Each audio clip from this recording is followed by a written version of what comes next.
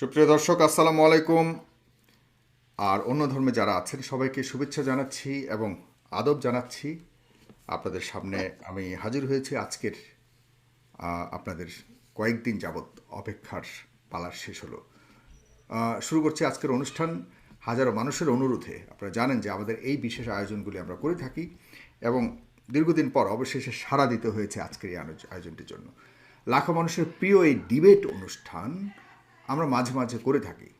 যদি কোনো পক্ষ আমাদের সাথে যোগাযোগ করেন এবং উভয়ের পছন্দের জনগুরুত্বপূর্ণ প্রসঙ্গ থাকে, তবেই সেটিকে আমরা তুলে আনবার চেষ্টা করি। আজকের বিষয়টি যেমন নির্ধারিত করা হয়েছে যে খুবই কথিত একটি বিষয়, বর্ণাশ্রম হিন্দু বা সনাতন ধর্মে কতটুকু অনুমোদিত বা আদৌ অনুমোদিত কিনা।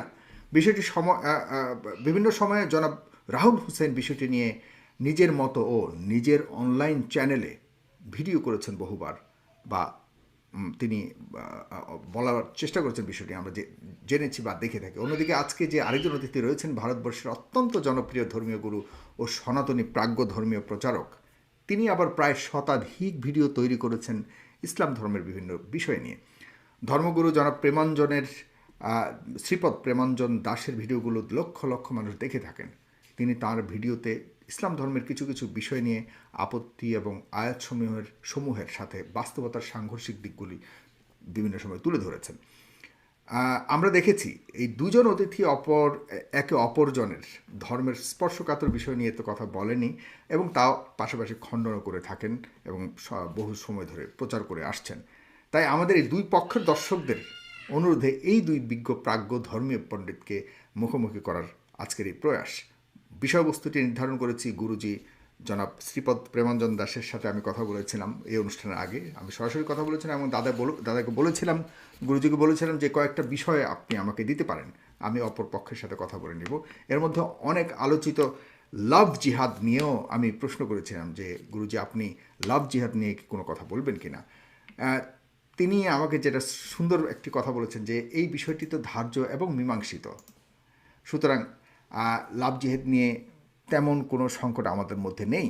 কিন্তু আমি দাদাকে একটু অনুষ্ঠানের এই আজকের বিষয়বস্তুর বাহিরেও শুরুর দিকে আমি জানতে চাইব, জনাব শ্রীপদ প্রেমঞ্জন দাসের কাছে জানতে চাইব যে হিন্দুস্তানে যে লাভ জিহাদ সম্পর্কে আমরা যতটুকু জানি, বিষয়টি আসলে কতটুকু বর্তমানে সামাজিক সংকট হিসেবে রয়েছে, আর কতটুকু আপনি বা আপনার অবস্থান বা আপনার যারা ফলোয়ার তারা কোন অবস্থাতে রয়েছে, এই বিষয়টুকু আপনি দয়া করে আমার এবং আমার দর্শকদের জন্য আলাদাভাবে বলবেন প্রসঙ্গের বাহিরে।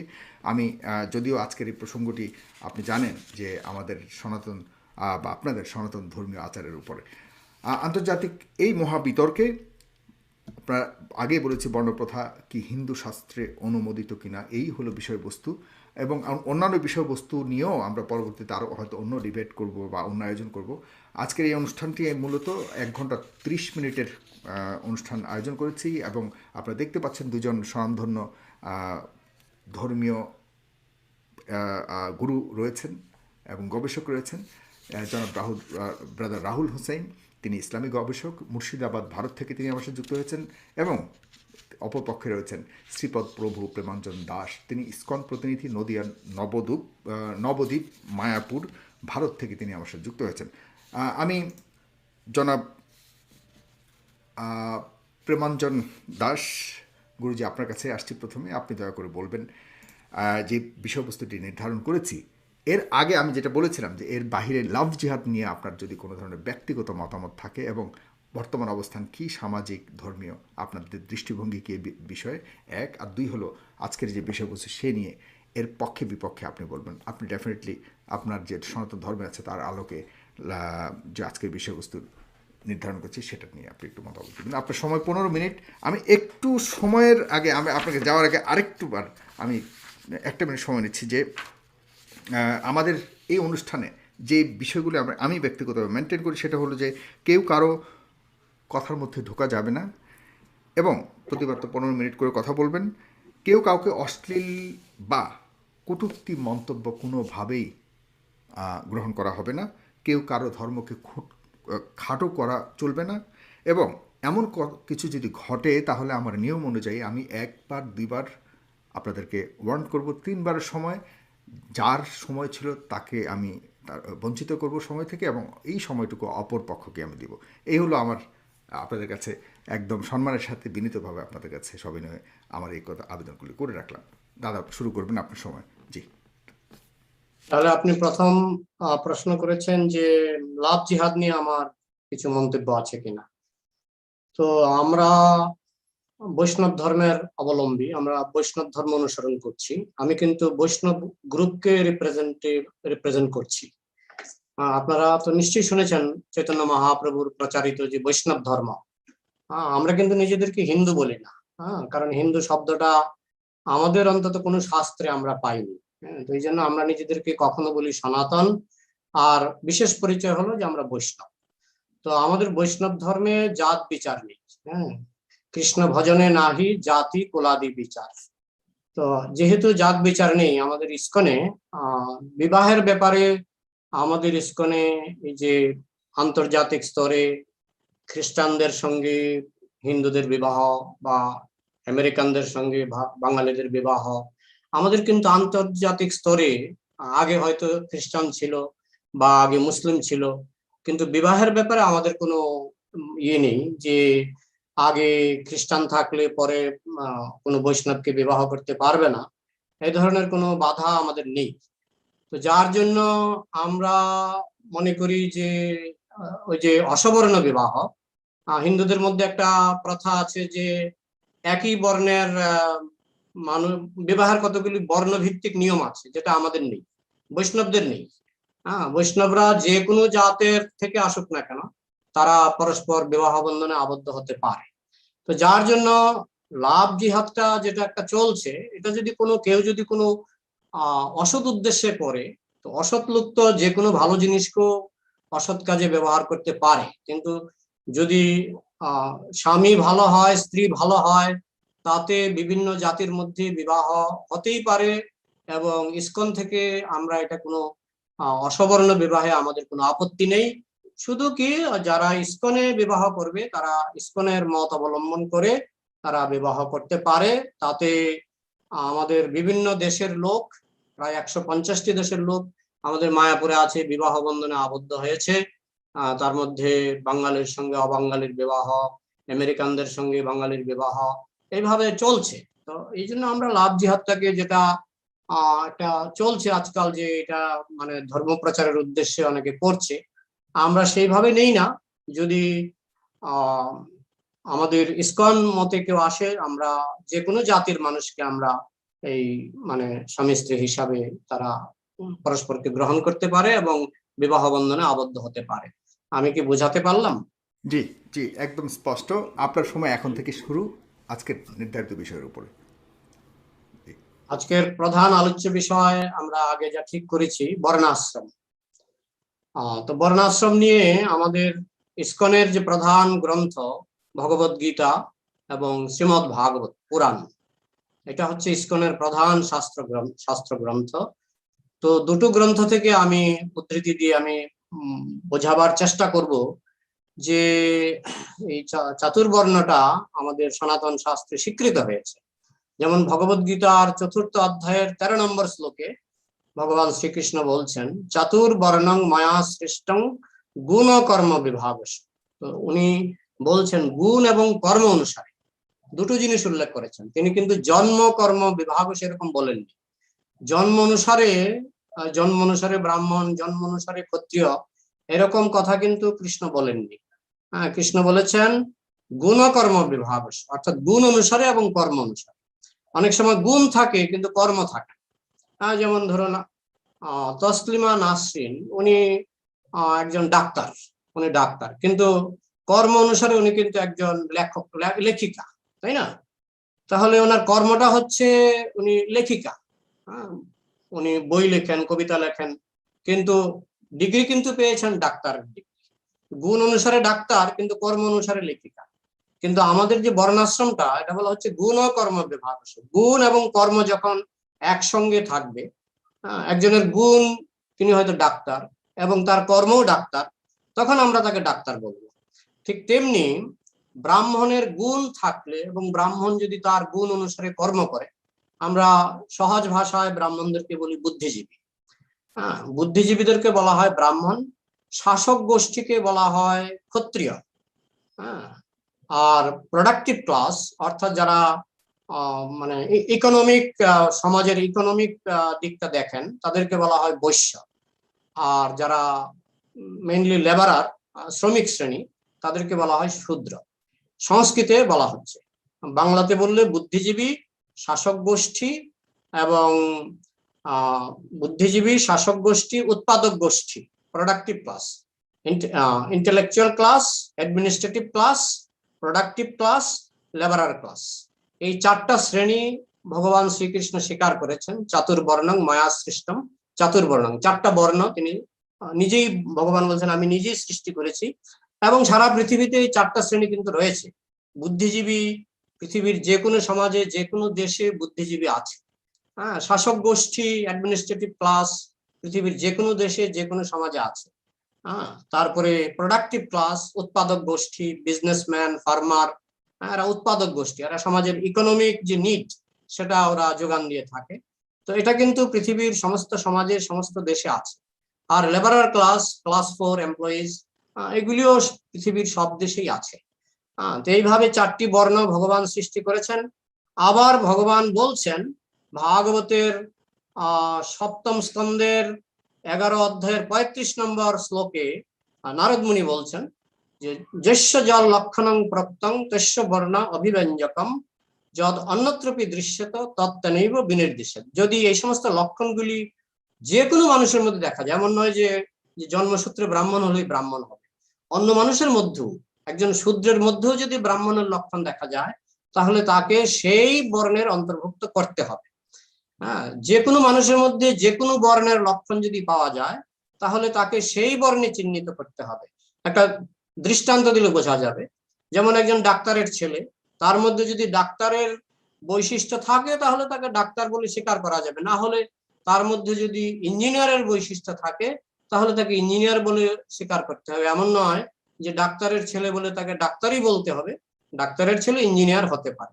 ঠিক তেমনি ব্রাহ্মণের ছেলে, মানে বুদ্ধিজীবীর ছেলে অ্যাডমিনিস্ট্রেটিভ ক্লাসের অন্তর্ভুক্ত হতে পারে। আবার অ্যাডমিনিস্ট্রেটিভ ক্লাসের থেকে জন্ম নিয়েছে এমন কেউ আবার বুদ্ধিজীবী ক্লাসের হতে পারে। হ্যাঁ, আবার প্রোডাক্টিভ ক্লাসেরও হতে পারে, আবার লেবারার ক্লাসেরও হতে পারে। এটা নির্ভর করবে তার গুণ এবং কর্মের উপর। তো এটি হলো সংক্ষেপে বর্ণাশ্রম সম্পর্কে গীতা এবং ভাগবতে যা বলা হয়েছে। এবং আমাদের যে বৈষ্ণব ধর্মের প্রধান প্রচারক শ্রী চৈতন্য মহাপ্রভু, তিনিও অনুরূপ কথাই বলেছেন। নিচ জাতি নহে কৃষ্ণ ভজনে অযোগ্য, সৎকুল বিপ্র নহে ভজনেরও যোগ্য, যেই ভজে সেই বড় অভক্তহীন ছাড়, কৃষ্ণ ভজনে নাহি জাতি কুলাদি বিচার। কৃষ্ণ ভজনে জাতি কুলের বিচার নাই। এটাও চৈতন্য মহাপ্রভু, আমাদের যিনি বৈষ্ণব ধর্মের মূল প্রবর্তনকারী, তিনিও কিন্তু এই কথাই বলছেন, কৃষ্ণ ভজনে নাহি জাতি কুলাদি বিচার। কেউ যদি বুদ্ধিজীবী হয় সেও কৃষ্ণ ভজন করতে পারে, কেউ যদি অ্যাডমিনিস্ট্রেটিভ ক্লাসের অন্তর্ভুক্ত হয় সেও কৃষ্ণ ভজন করতে পারে, যে কোনো বর্ণের অন্তর্ভুক্ত হয়ে কৃষ্ণ ভজন করা যায়। এবং তুলনা করা হয়েছে, যেমন আমাদের শরীরের মধ্যে রয়েছে মস্তক, ব্রেইন, সেটাকে বুদ্ধিজীবীর সঙ্গে তুলনা করা হচ্ছে। রয়েছে বাহু, সেটাকে অ্যাডমিনিস্ট্রেটিভ ক্লাসের সঙ্গে তুলনা করা হচ্ছে। রয়েছে পাকস্থলী, সেটাকে প্রোডাক্টিভ, এখান থেকে এনার্জি আমরা পাচ্ছি খাবার দাবারের মাধ্যমে, প্রোডাক্টিভ ক্লাসের সঙ্গে তুলনা করা হয়েছে। রয়েছে আমাদের পা, সেটাকে লেবার ক্লাসের সঙ্গে তুলনা করা হচ্ছে। তার মানে এই নয় যে লেবার ক্লাসকে ঘৃণা করা হচ্ছে, আমরা আমাদের পাকে ঘৃণা করি না। আমরা এমন নয় যে ব্রেনকে রক্ষা করতে গিয়ে পাকে কেটে ফেলি। পায়েরও দরকার, ব্রেনেরও দরকার, হাতেরও দরকার, পাকস্থলীরও দরকার। ঠিক একটা বডিতে যেমন পায়েরও সম্মান আছে, পা না থাকলে বডি হাঁটতে পারবে না। ব্রেন আছে, পা নেই, তাহলে তো দেহের মধ্যে সমস্যা হবে। তাই সমাজের মধ্যে সবকিছু দরকার, বুদ্ধিজীবীরও দরকার, অ্যাডমিনিস্ট্রেটিভ ক্লাসেরও দরকার, লেবারার ক্লাসেরও দরকার আছে, এবং প্রোডাক্টিভ ক্লাস, উৎপাদক শ্রেণীরও দরকার আছে। এইভাবে আমাদের গীতা ভাগবতে বর্ণাশ্রম ধর্মের ব্যাখ্যা করা হয়েছে এবং এটা আমরা স্বীকার করি। যদি কোনো প্রশ্ন থাকে আপনি ক্লারিফাই করার জন্য যে কোনো প্রশ্ন করতে পারেন। যে আমার তো ব্যক্তিগতভাবে কোনো প্রশ্ন নেই, তারপরও আপনার প্রায় 7 মিনিট এখনো পর্যন্ত আপনার হাতে আছে। এই পর্বের 15 মিনিটের আপনার যদি আরও কোনো ধরনের সংযুক্ত করার ইচ্ছে থাকে এই পর্বে করতে পারেন, আদারওয়াইজ আমি তার কাছেই যাচ্ছি, তিনিও 15 মিনিটই বলবেন, বাট এই 15 মিনিটের জায়গাতে আপনি 7 মিনিট আর পাচ্ছেন না। আচ্ছা, আমার একটাই কথা যে আমাদের আমরা এইভাবে মানে জাতপাতের যে ব্যাপারটা, এটা আমাদের নেই। আপনি জানেন ইসকনে সব সব দেশের লোক আছে। আমাদের আমি তো বললাম আমাদের মায়াপুরে 150টি দেশের লোক আছে। হ্যাঁ, এবং সব ধর্মের লোক আমাদের এখানে আসে, আমাদের এখানে একসঙ্গে কীর্তন করে, একসঙ্গে প্রসাদ পায়। আমাদের কোনো জাতপাতের বিচার নাই। আমরা সবাই কৃষ্ণকে ভগবান বলে মানি, এটাই। কিন্তু বর্ণাশ্রম মানে অনেকের ধারণা বর্ণাশ্রম মানে জাতপাতের বিচার। হ্যাঁ, একটা গ্রুপ করেছে, তা সুবিধাবাদী একটা গ্রুপ, এটা আমাকে বলতে হবে নেগেটিভ সাইডটা। সুবিধাবাদী একটা গ্রুপ, কারণ এটা স্বাভাবিক, যখন কেউ নিজে কোনো একটা বড় পজিশনে থাকে, পরবর্তীকালে সে চায় আমার বংশের লোকেরাও সেই পজিশনটা পেয়ে যাক। তো যারা অতীতকালে যারা বুদ্ধিজীবী হিসাবে সমাজে স্বীকৃতি পেয়েছিল, তাদের মধ্যে একটা সুবিধাবাদী গ্রুপ তৈরি হয়েছিল। তারা চেয়েছিল তাদের সন্তান সন্ততিরাও সেই সুবিধাটা ভোগ করুক।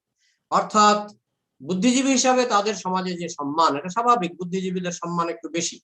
তো বুদ্ধিজীবী হিসাবে তাদের সমাজে যে সম্মান, এটা তারা চেয়েছিল বংশধরদের মধ্যেও যাতে এটা মানে বংশ পরম্পরা যাতে এটা চলে, এটা তারা বলতে গেলে তারা না বিভিন্ন কৌশলে সেটাকে তারা আয়ত্ত করতে চেয়েছিল ওই অধিকারটা।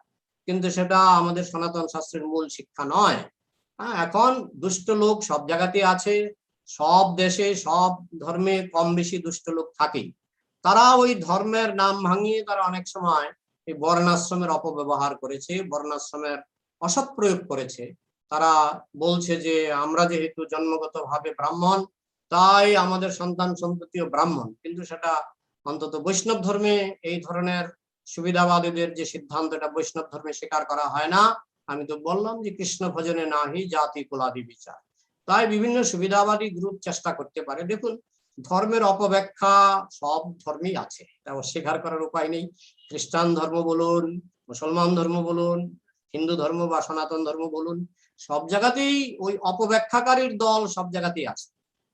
যার ফলে মানুষ ধর্ম নিয়ে কনফিউজড হয়ে যায়। কিন্তু যখন কোনো কিছু যথাযথভাবে ব্যাখ্যা করা হয়, যার জন্য ছিল প্রভুপাদ আমাদের যে ইসকনের প্রতিষ্ঠাতা, উনি গীতা নতুন করে লিখেছেন, কারণ উনি দেখেছেন যে গীতার মধ্যে অনেক অপব্যাখ্যা আছে, এমনকি বর্ণাশ্রম নিয়ে অপব্যাখ্যা আছে। তাই তিনি নতুন করে গীতা লিখেছেন Bhagavad Gita as it is, Bhagavad Gita যথাযথ, যেখানে তিনি বর্ণাশ্রমকে এইভাবে উপস্থাপিত করেছেন যে এটা আসলে কোনো ওই জাতপাতের যে একটা ঘৃণা, জাতিগত ঘৃণা, তুমি ছোট জাতি আমি বড় জাতি, এটা থাকা উচিত নয়। যদি এটা থাকে, এটা প্রকৃত বর্ণাশ্রম নয়। প্রকৃত বর্ণাশ্রম হচ্ছে যেমন একটা সমাজে বুদ্ধিজীবীর দরকার আছে, এটা অস্বীকার করার কোনো উপায় নেই। অ্যাডমিনিস্ট্রেটিভ ক্লাসেরও দরকার আছে, তারপরে প্রোডাক্টিভ ক্লাসেরও দরকার আছে। এই ক্লাসগুলো যদি সমাজে না থাকে, সমাজটা পঙ্গু হয়ে যাবে, সমাজটা ঠিক মতো চলবে না। এই জন্য আমরা বর্ণাশ্রম মানি, কিন্তু বর্ণাশ্রমের নাম ভাঙিয়ে যে একটা ঘৃণা, জাতপাতের ঘৃণা, ওইটাকে আমরা মানি না। ওইটা যারা করে তারা বর্ণাশ্রমের অপব্যাখ্যা করছে এবং বর্ণাশ্রমের অসৎ প্রয়োগ করছে। এটাই হচ্ছে আমাদের সিদ্ধান্ত। জি, জনাব রাহুল হোসাইন, আপনাকে অনেক অনেক মোবারকবাদ। আজকে আপনার ধর্মীয় অনেক বড় অনুষ্ঠানের শুরু হয়েছে। রমজানুল মোবারক আপনাকে জানাচ্ছি। আপনার অংশ শুরু করবেন 15 মিনিট। জনাব রাহুল হোসাইন, একটু আনমিউট করবেন।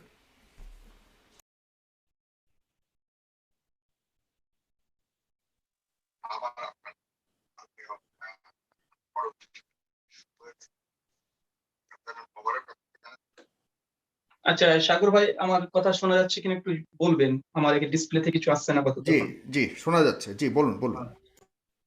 হ্যাঁ, আমাকে কি একদম লাইভ শুনতে পাচ্ছেন? শুনতে পাচ্ছি।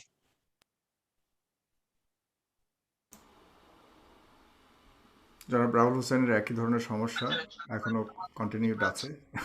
বলতে বলতে শুরু করুন, আপনার সময় শুরু হয়ে গেছে। আচ্ছা, ওকে ওকে, শুক্রিয়া।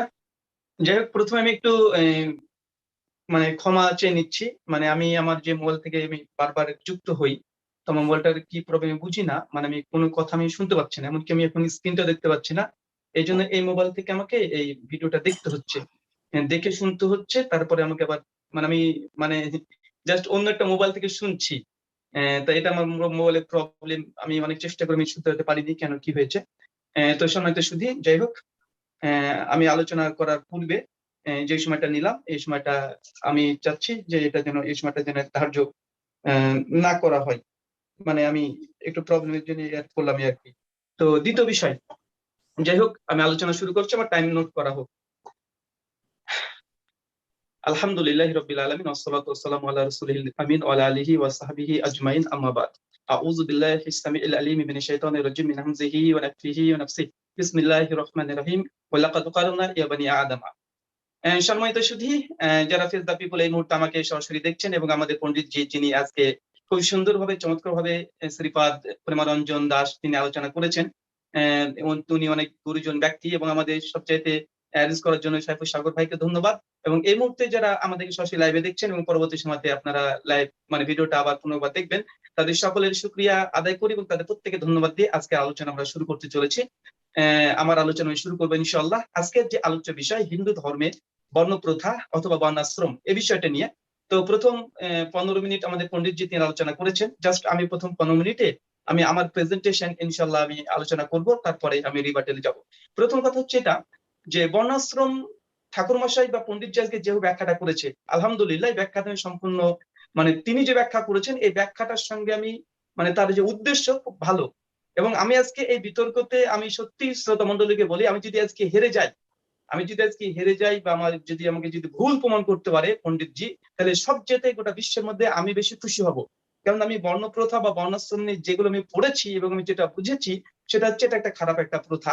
আর এবার আমার এই ভুল ধারণা যদি পণ্ডিতজি আমাকে যদি খণ্ডন করে দিতে পারে শাস্ত্রের আলোকে, অবশ্যই শাস্ত্রের আলোকে, তাহলে আমি সবচেয়ে বেশি মানে সবচেয়ে বেশি খুশি হব। কারণ আমি চাই যে আজকে বিতর্কে যেন আমি পরাজিত হই, আমি এটা চাই।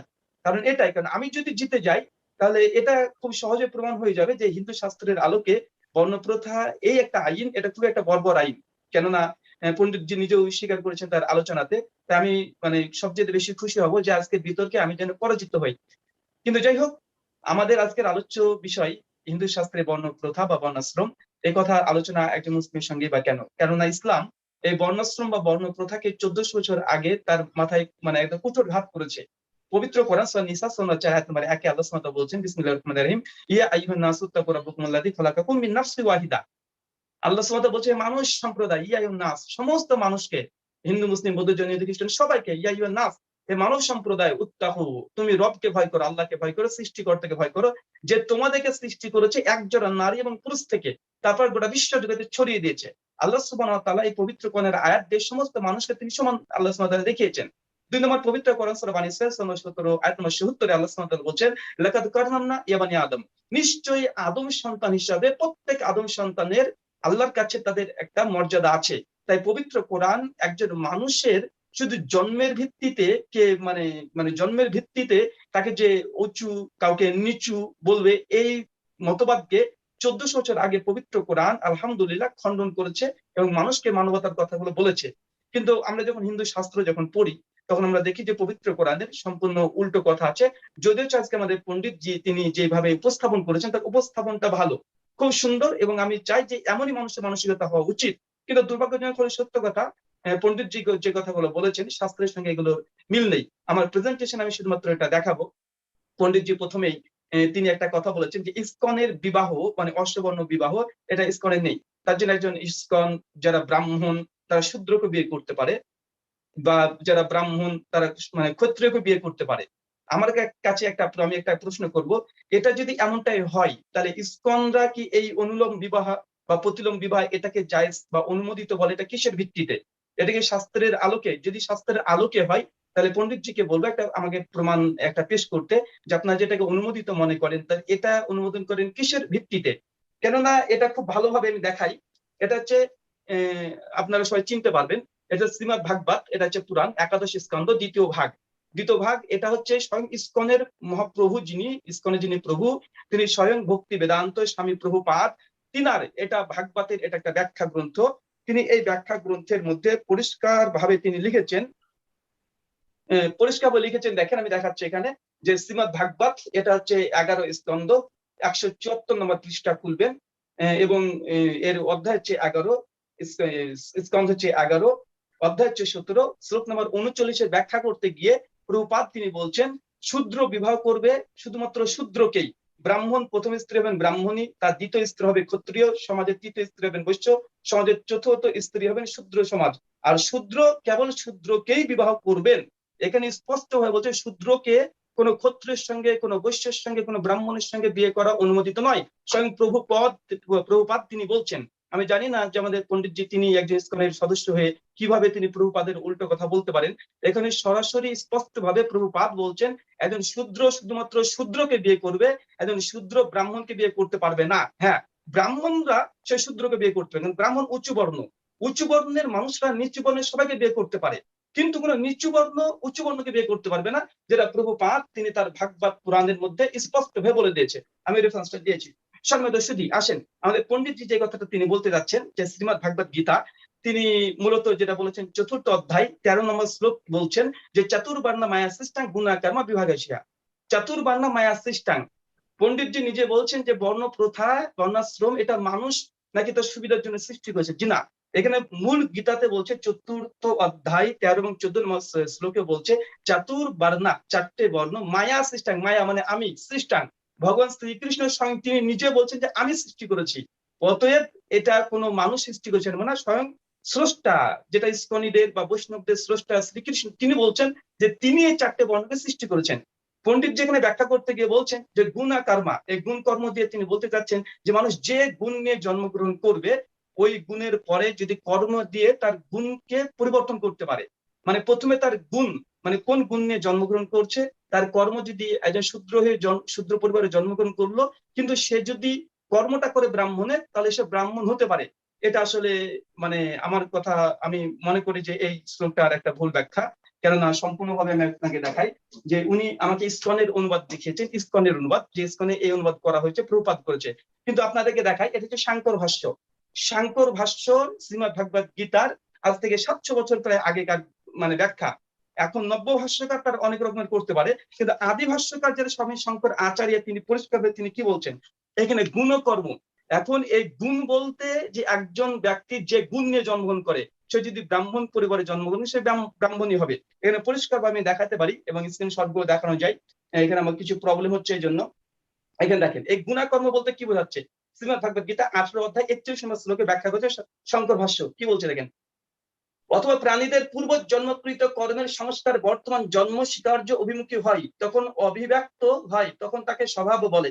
এখানে স্বভাব গুণ কোনটা, এটা কি আপনি যে স্বভাব নিয়ে জন্মগ্রহণ করছেন সেটা। এখানে শঙ্কর আচার্য পরিষ্কার বলছেন একজন মানুষের পূর্ব জন্মের পাপের কারণে হোক আর পুণ্যের কারণে হোক ইহ জন্মে সে হয় ব্রাহ্মণ অথবা ক্ষত্রিয় অথবা শূদ্র জন্মগ্রহণ করে।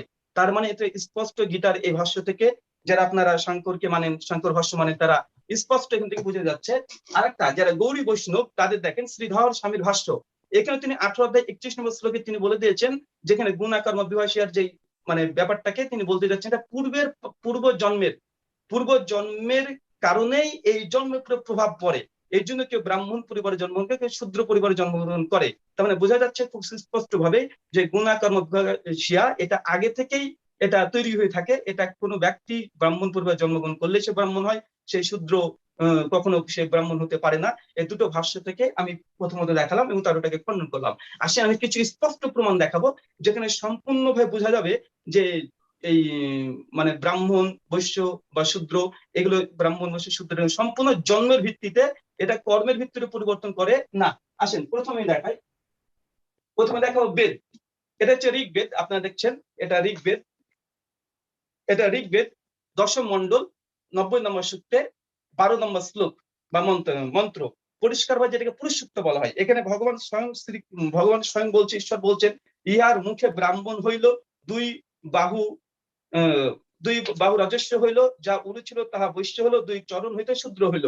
স্বয়ং বেদ বলছে যে ঈশ্বরের মুখ থেকে ব্রাহ্মণ, তার পা থেকে শূদ্র, তার মানে ঈশ্বর সৃষ্টির সময়তেই বিভাজন করেছে। 1 নম্বর প্রমাণ। 2 নম্বর প্রমাণ একই কথা ভাগবতে আছে, একই কথা ভাগবত যেটা ইসকনিদের অনুবাদ ভাগবতের মধ্যেও এটা সুস্পষ্ট হয়ে পাওয়া যাচ্ছে, যেটা ভাগবত পুরাণ 2য় অধ্যায় 5ম নম্বর 2য় স্কন্ধের 5ম নম্বর অধ্যায়ের 37 নম্বর শ্লোক। এখানে পরিষ্কারভাবে বলছে ভগবান মানে ব্রাহ্মণরা ভগবানের মুখ, ক্ষত্রিয় তার বাহু, বৈশ্য তার জঙ্ঘ, এবং শূদ্ররা তার পদযুগল থেকে উৎপন্ন হয়েছে। মানে ভাগবত পুরাণ যেটা স্কনিদের অনুবাদ, প্রভু পাদের অনুবাদ, সেখানে স্পষ্ট হয়ে বলা হচ্ছে যে ব্রাহ্মণ তৈরি হয়েছে তার মুখ থেকে, আর পা থেকে তৈরি হয়েছে শূদ্র। তার মানে এখান থেকে বোঝা যাচ্ছে সৃষ্টির সময়তে, তৈরির সময়তে ঈশ্বর এখানে পার্থক্য করে দিয়েছে। 3 নম্বর প্রমাণ যে মানুষের জন্মটা যে পূর্ব কৃতকর্মের ফল। এর জন্য আপনি ব্রহ্মবৈবর্ত পুরাণ দেখেন, ব্রহ্মবৈবর্ত পুরাণের কথা যদি খুব ভালোভাবে দেখেন তাহলে বুঝতে পারবেন যে ব্রহ্মবৈবর্ত পুরাণের মধ্যে সুস্পষ্টভাবে কিছু কথা আছে, যেটা আমি দেখাবো। শ্রীকৃষ্ণের মানে ব্রহ্মবৈবর্ত পুরাণ পূর্ব জন্ম, মানে কৃষ্ণের জন্মখণ্ড অংশ, এর যে 73 অধ্যায় 6 থেকে 7 নম্বর ভার্স বা শ্লোক, সেখানে পরিষ্কার ভাবে বলা হচ্ছে এখানে যে বৈশ্য গর্ভে কেউ শূদ্র জনিতে, কেহ ত্রিযুগ জনিতে ও কেহ পোষ্যদয় সম্পূর্ণ হয়। মানে পূর্বের পাপের কারণে কেউ ব্রাহ্মণ গৃহে, কেউ মানে শূদ্রের পরিবারে জন্মগ্রহণ করে। সুপ্রিয় শ্রোতা মণ্ডলী, আচ্ছা সাগর ভাই, আমি আপনাদের কথাকে মানে কিছু শুনতে পাচ্ছি না, স্ক্রিনে কিছু আসছেও না। আপনি কি আমরা আমার শুনতে পাচ্ছি, কথাগুলো বুঝতে পারছেন নাকি? ক্লিয়ার আমি শুনতে পাচ্ছি, আপনি বলতে থাকুন, আর আপনার 2 মিনিট আছে। যে শুনতে আপনার কথা ক্লিয়ার শোনা যাচ্ছে, আপনি মিউট হয়ে গেছেন, মাত্র আনমিউট করেন, আপনার কথা শোনা যাচ্ছে, আপনাকে শুনতে পাচ্ছি, আর 2 মিনিট আছে আপনার। এ পর্যায়ে 2 মিনিট, আর 1 মিনিট 1.5 মিনিট আছে, আপনি বললে বলুন, না হলে আপনার সময় শেষ হয়ে যাচ্ছে। আপনি আনমিউট করতে হবে, মিউট করে ফেলেছেন আপনি।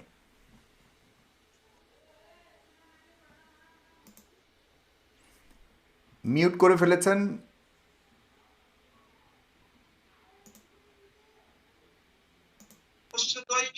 সাগর ভাই, প্রবলেম হচ্ছে মনে হচ্ছে। আপনি কি আমাকে শুনতে পাচ্ছেন?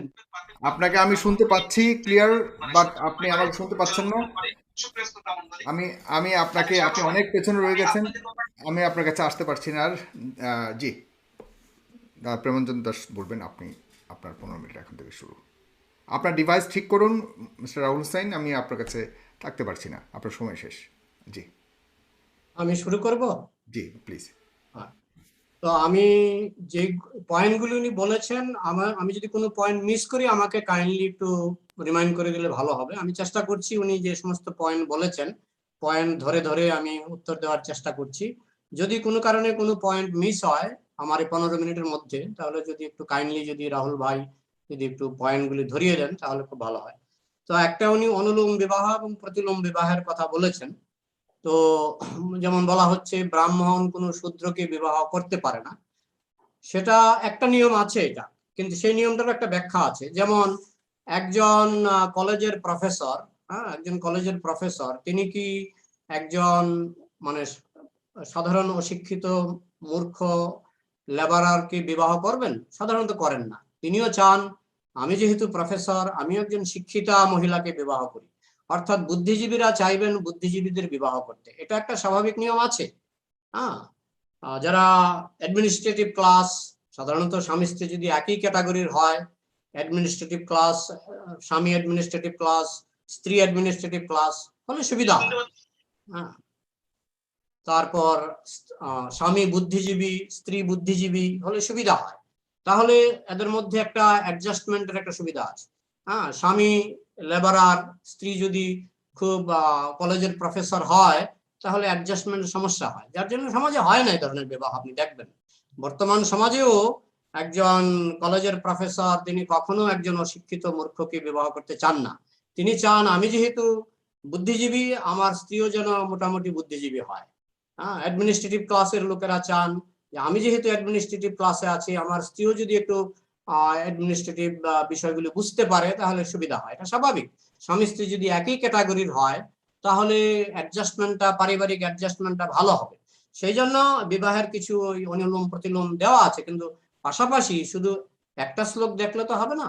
হ্যাঁ, আমাদের ভাগবতী বিভিন্ন শ্লোক আছে। তো আমাদের কোন কোন শ্লোকে বলা হয়েছে কলৌ শূদ্র সম্ভব।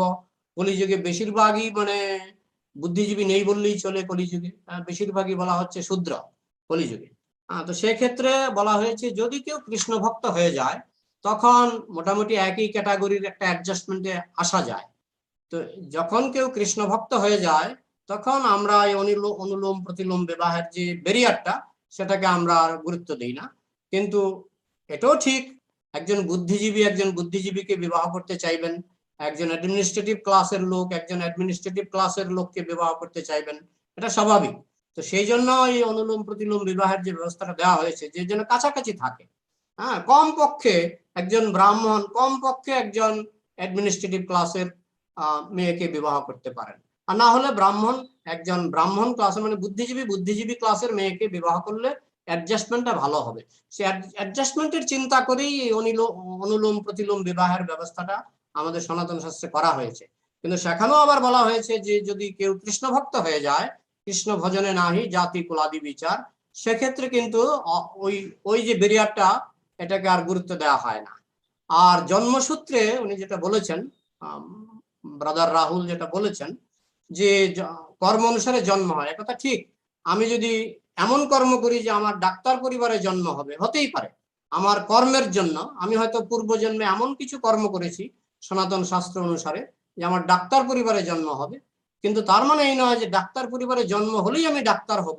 আমার জন্ম হতে পারে আমার কর্ম অনুসারে, আমি হয়তো এমন কাজ করেছি আমার ইঞ্জিনিয়ার পরিবারে জন্ম হবে, আমি হয়তো এমন কাজ করেছি আমার ডাক্তার পরিবারে জন্ম হবে, এটা আমার কর্মফল। কিন্তু তার মানে এই নয় যে আমার ডাক্তার পরিবারে জন্ম হলো মানেই আমি ডাক্তার হয়ে গেলাম, আমার ইঞ্জিনিয়ার পরিবারে জন্ম হলো মানেই আমি ইঞ্জিনিয়ার হয়ে গেলাম।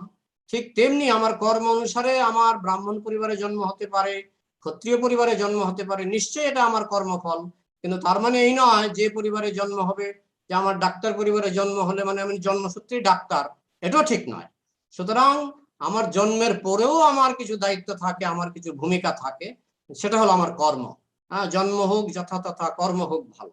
এইভাবে আমরা যে কোনো জায়গায় কর্ম অনুসারে জন্ম নিতে পারি। কর্ম অনুসারে আমি ব্রাহ্মণকুলো জন্ম নিতে পারি, যেটা আমি ডাক্তার ইঞ্জিনিয়ারদের বোঝাবার চেষ্টা করছি।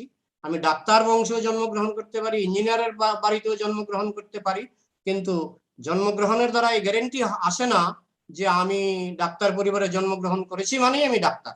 হ্যাঁ, তো সেটা বুঝতে হবে, আমার কর্মের ভূমিকা বিশাল। হ্যাঁ, পরবর্তীকালে আমি হয়তো ডাক্তার পরিবারে জন্মগ্রহণ করেছি, কিন্তু কর্ম অনুসারে আমি হয়তো ইঞ্জিনিয়ার হয়ে গেলাম।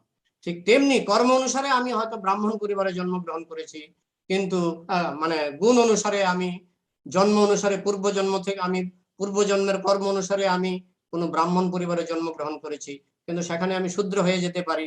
যদি সেখানে গিয়ে আমি ব্রাহ্মণ পরিবারে জন্মগ্রহণ করে আমি যদি মদ গাঁজা খেতে শুরু করি, তাহলে ব্রাহ্মণ পরিবারে জন্মগ্রহণ করলেও আমাকে শূদ্র বলে গণ্য করতে হবে। এইভাবে জন্মটা হয় ভালো পরিবারে, আমাদের ভালো কর্মের জন্য ভালো পরিবারে জন্ম হয়, কিন্তু পরবর্তীকালে আমি সেই ভালো গুণ অর্জন করব কিনা তার উপর নির্ভর করবে আমাকে কি ব্রাহ্মণ বলা হবে না ক্ষত্রিয় বলা হবে, সেটা নির্ভর করবে আমার পরবর্তী কর্মের উপর।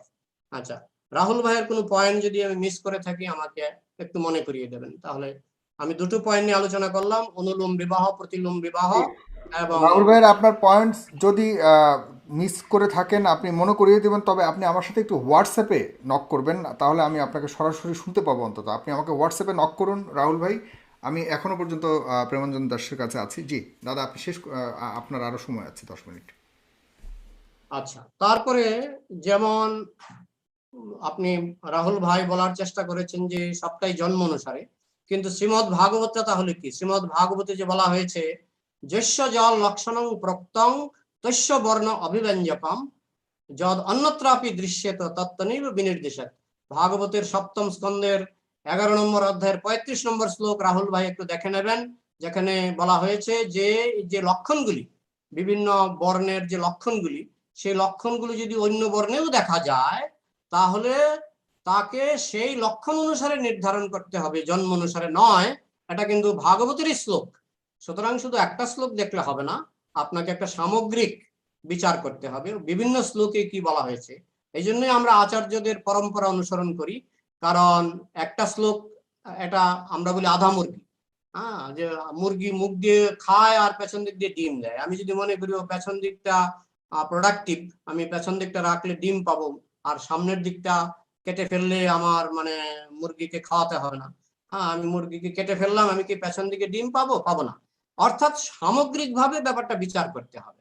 তো সামগ্রিকভাবে বিচার করতে হলে আপনাকে এগুলো দেখতে হবে যে ভাগবতে যে বলা হয়েছে যে লক্ষণ দেখে যস্য জল লক্ষণং প্রক্তং তস্য বর্ণ অভিব্যঞ্জকম যদ অন্যত্রপি দৃশ্যেত তত্ত্বনৈব বিনির্দেশক। শ্রীমদ ভাগবতের 7ম স্কন্ধের 11 অধ্যায়ের 35 নম্বর শ্লোক, যে যার যে লক্ষণ বলা হলো, ব্রাহ্মণের লক্ষণ, ক্ষত্রিয়ের লক্ষণ, বৈশ্যের লক্ষণ, শূদ্রের লক্ষণ, সেগুলি যদি অন্যত্র দেখা যায়, অন্য বর্ণের মধ্যেও দেখা যায়, তাহলে তাকে সেইভাবে স্বীকার করতে হবে। এবং শাস্ত্রে তার প্রমাণ আছে। বিশ্বামিত্র মুনি জন্মসূত্রে ছিলেন ক্ষত্রিয়, কিন্তু পরবর্তীকালে তিনি হয়ে গেলেন ব্রাহ্মণ। মহাভারতে বিশাল কাহিনী আছে কিভাবে বিশ্বামিত্র মুনি ব্রাহ্মণ থেকে, ক্ষত্রিয় থেকে ব্রাহ্মণ হলেন। হ্যাঁ, এ ধরনের দৃষ্টান্ত আছে। সত্যকাম জাবাল, উপনিষদের কাহিনী, সত্যকাম জাবাল, তিনিও এইভাবে কিভাবে তিনি তার গুণ অনুসারে, যদিও তার জন্ম হয়েছিল শূদ্রকুলে, কিন্তু গুণ অনুসারে তিনি হয়ে গেলেন ব্রাহ্মণ। এইভাবে বহু দৃষ্টান্ত আছে। ব্রাহ্মণ থেকে শূদ্র হয়েছেন, শূদ্র থেকে ব্রাহ্মণ হয়েছেন। আমরা বর্তমানেও দেখি যে ইঞ্জিনিয়ারের ছেলে রিক্সাওয়ালা হয়ে যেতে পারে, এমন কোন, কলকাতায় একজন বিচারপতির ছেলে রিক্সাওয়ালা হয়ে গেছেন। তো এইরকম দৃষ্টান্ত আছে। এমন নয় যে জন্মটাই একেবারে, হ্যাঁ, কর্ম অনুসারে জন্ম হয়, কিন্তু জন্মের সেই গুণটাকে যে আমি ধরে রাখতে পারবো এমন কোনো গ্যারান্টি নেই। আমার ভালো কর্ম হলে ভালো কুলে জন্ম হবে, পূর্বজন্মে যদি ভালো কর্ম থাকে আমার ভালো কুলে জন্ম হবে। কিন্তু আমি যদি সেই সুযোগটাকে নষ্ট করে দিই, তাহলে আমার কর্ম অনুসারে আমার আবার অধোগতিও হতে পারে। এটাই ভাগবতে বলা হয়েছে। হ্যাঁ, এই জন্যই আমাদের ওই শুধু একটা শ্লোক দেখলে হবে না। হ্যাঁ, ওই যে শ্লোকগুলো আপনি বলেছেন সেগুলোরও যুক্তি আছে। আমি যেটা বললাম, অনুলোম অনুলোম প্রতিলোম বিবাহ, সমানে সমানে বিবাহ। হ্যাঁ, ব্রাহ্মণ যদি ব্রাহ্মণের সঙ্গে বিবাহ করে, তাহলে তাদের একটা ব্যালেন্স, তাদের একটা অ্যাডজাস্টমেন্ট, এটা স্বাভাবিক। একজন শিক্ষিত ভদ্রলোক একজন শিক্ষিত মহিলার সঙ্গে বিবাহ করবেন, এটা স্বাভাবিক। একজন পলিটিশিয়ান চাইবেন আমার স্ত্রীও যদি পলিটিশিয়ান হয়, তাহলে আমার পলিটিক্স করতে সুবিধা হবে। এই ব্যালেন্স রাখার জন্য, একটা অ্যাডজাস্টমেন্ট রাখার জন্য এটা করা হয়েছে। আর এছাড়া আপনি যেটা বললেন যে হ্যাঁ, ভগবানের চরণ থেকে, ভগবানের পা থেকে শূদ্রের জন্ম, ভগবানের মুখ থেকে ব্রাহ্মণের জন্ম। আমরা বলি যে আমরা তো এমন নয় যে আমি মাথাটাকে আদর করি বলে আমি পাটাকে কেটে ফেলবো। হ্যাঁ, আমি কি বলবো যে আমার পাটা জঘন্য, এটাকে কেটে বাদ দিয়ে দাও? না, আমার পাও গুরুত্বপূর্ণ, মাথাও গুরুত্বপূর্ণ। তবু আমরা বলবো যে মাথা যেহেতু ব্রেইন, ব্রেইন কিন্তু সমস্ত শরীরটাকে কন্ট্রোল করে, এটা বিজ্ঞানসম্মত। ব্রেইন থেকে আমার হাত পা সবকিছু কন্ট্রোল হচ্ছে। তো মাথাটাকে কেউ যখন আমাকে আক্রমণ করবে, আমি তো প্রথমে আমার হাত দিয়ে মাথাটাকে বাঁচাবার চেষ্টা করি, তাই না? তার মানে এই নয় যে পাটাকে আমি ঘৃণা করি, তার মানে এই নয় যে পাটাকে আমি কেটে ফেলবো। তো ভগবানের পা থেকে যদি শ্রমিক শ্রেণীর জন্ম হয়, এটা কিন্তু ঘৃণার ব্যাপার না, এটা বুঝার ব্যাপার। আমি কি আমার পাকে ঘৃণা করব? আপনি কি আপনার পাকে ঘৃণা করবেন? আমি আমার মাথাকেও ভালোবাসি, হাতকেও ভালোবাসি, পাকেও ভালোবাসি। আর গুরুত্বের বিচারে মাথাটাকে বেশি। হেলমেট কেন পরি? আমি পায়ের মধ্যে তো এত কিছু পরি না, কিন্তু মাথার মধ্যে এত হেলমেট কেন পরি? যে আমার মাথাটা একটা গুরুত্বপূর্ণ অংশ শরীরের মধ্যে, যেটা যেখান থেকে ব্রেইন বুদ্ধি পাচ্ছি সেটা বেশি গুরুত্বপূর্ণ অংশ। এটাকে অস্বীকার করতে পারে না। আজও সমাজে বুদ্ধিজীবীদের সম্মান এখনো বেশি, সব সমাজে যতই বলুন। হ্যাঁ, আপনি দেখুন একজন কলেজের প্রফেসর কত বেতন পায়, আর একজন ক্লাস 4 এমপ্লয়ি কত বেতন পায়। সেখানে সরকারও ওই ক্লাস 4 এমপ্লয়িকে একটু কম বেতন দিচ্ছে, একজন কলেজের প্রফেসরকে অনেক সময় 1 লাখ টাকাও দিয়ে দিচ্ছে। হ্যাঁ, তো সেটা সবাই মানছে, সম্মানটা মানছে। মুখে যতই বলি যে বুদ্ধিজীবীর সম্মান আর শ্রমিক শ্রেণীর সম্মান সমান, কার্যক্ষেত্রে কিন্তু এটা হচ্ছে না, এটা হবেও না। কারণ এটা স্বাভাবিক, একজন দেশের প্রধানমন্ত্রী তার সম্মান আর একজন সাধারণ শ্রমিক তার সম্মান কোনোদিনও, আমরা যতই আর্টিফিশিয়ালি চেষ্টা করি না কেন, একটা শ্রেণীগত সম্মান থাকেই। যারা বুদ্ধিজীবী তাদের সম্মান চিরকালই ছিল, আছে, থাকবে। হ্যাঁ, এভাবে আমাদের যে বর্ণাশ্রম ব্যবস্থা, এতে এমন কোনো ইয়ে নয় যেটা, হ্যাঁ, যারা ঘৃণা করে যে তুমি শ্রমিক শ্রেণী, তোমাকে আমি ঘৃণা করি, থুতু ফেলি, ওইটা প্রকৃত বর্ণাশ্রমের শিক্ষা নয়। প্রকৃত বর্ণাশ্রম হলো, হ্যাঁ ঠিক আছে, তুমি শ্রমিক, কিন্তু তোমাকেও আমার সমাদর করতে হবে, তুমিও গুরুত্বপূর্ণ। শ্রমিক ছাড়া কি সমাজ চলবে? চলবে না। বুদ্ধিজীবী ছাড়াও সমাজ চলবে না, শ্রমিক ছাড়াও সমাজ চলবে না। কিন্তু এই 4টা শ্রেণী কিন্তু সব সমাজেই আছে, এবং এই 4টা শ্রেণীর প্রয়োজনও আছে। তো যদি আমার সময় জি, শেষ হয়ে থাকে। জি, আপনার সময় শেষ আছে কিছুটা, বাট আমরা যাই, যেহেতু আপনার এই মুহূর্তে বলেন। ব্রাদার রাহুল, আপনি কি একটু দয়া করে আমাকে বলবেন আপনি শুনতে পাচ্ছেন? কারণ হলো আপনি একটু পরে শুনছেন, আপনার প্রচণ্ড রকম ডিলে হচ্ছে, একটা বড় ধরনের সময়ের গ্যাপ হচ্ছে আপনি আমাকে শুনতে গিয়ে, রিসিভ করতে গিয়ে আমি আপনার জন্য অপেক্ষা করতে হচ্ছে। ব্রাদার রাহুল, আপনি আমাকে হোয়াটসঅ্যাপে কল দিলে পরে একটু ভালো হতো। আমি আপনাকে বলেছিলাম হোয়াটসঅ্যাপে কল দিলে পরে আপনি অন্তত আমার সাথে সরাসরি কথা বলে শুরু করতে পারতেন। আপনি কি দয়া করে আমাকে হোয়াটসঅ্যাপে একটু কল দিবেন? আমি তাহলে পরে আপনার সাথে একটু সরাসরি সংযোগটা হতো, ছবিটা হয়তো একটু পরে আসতো, কোনো ব্যাপার না। আমাকে বলবেন আপনি শুনতে পাচ্ছেন? কারণ হলো আপনি বলুন।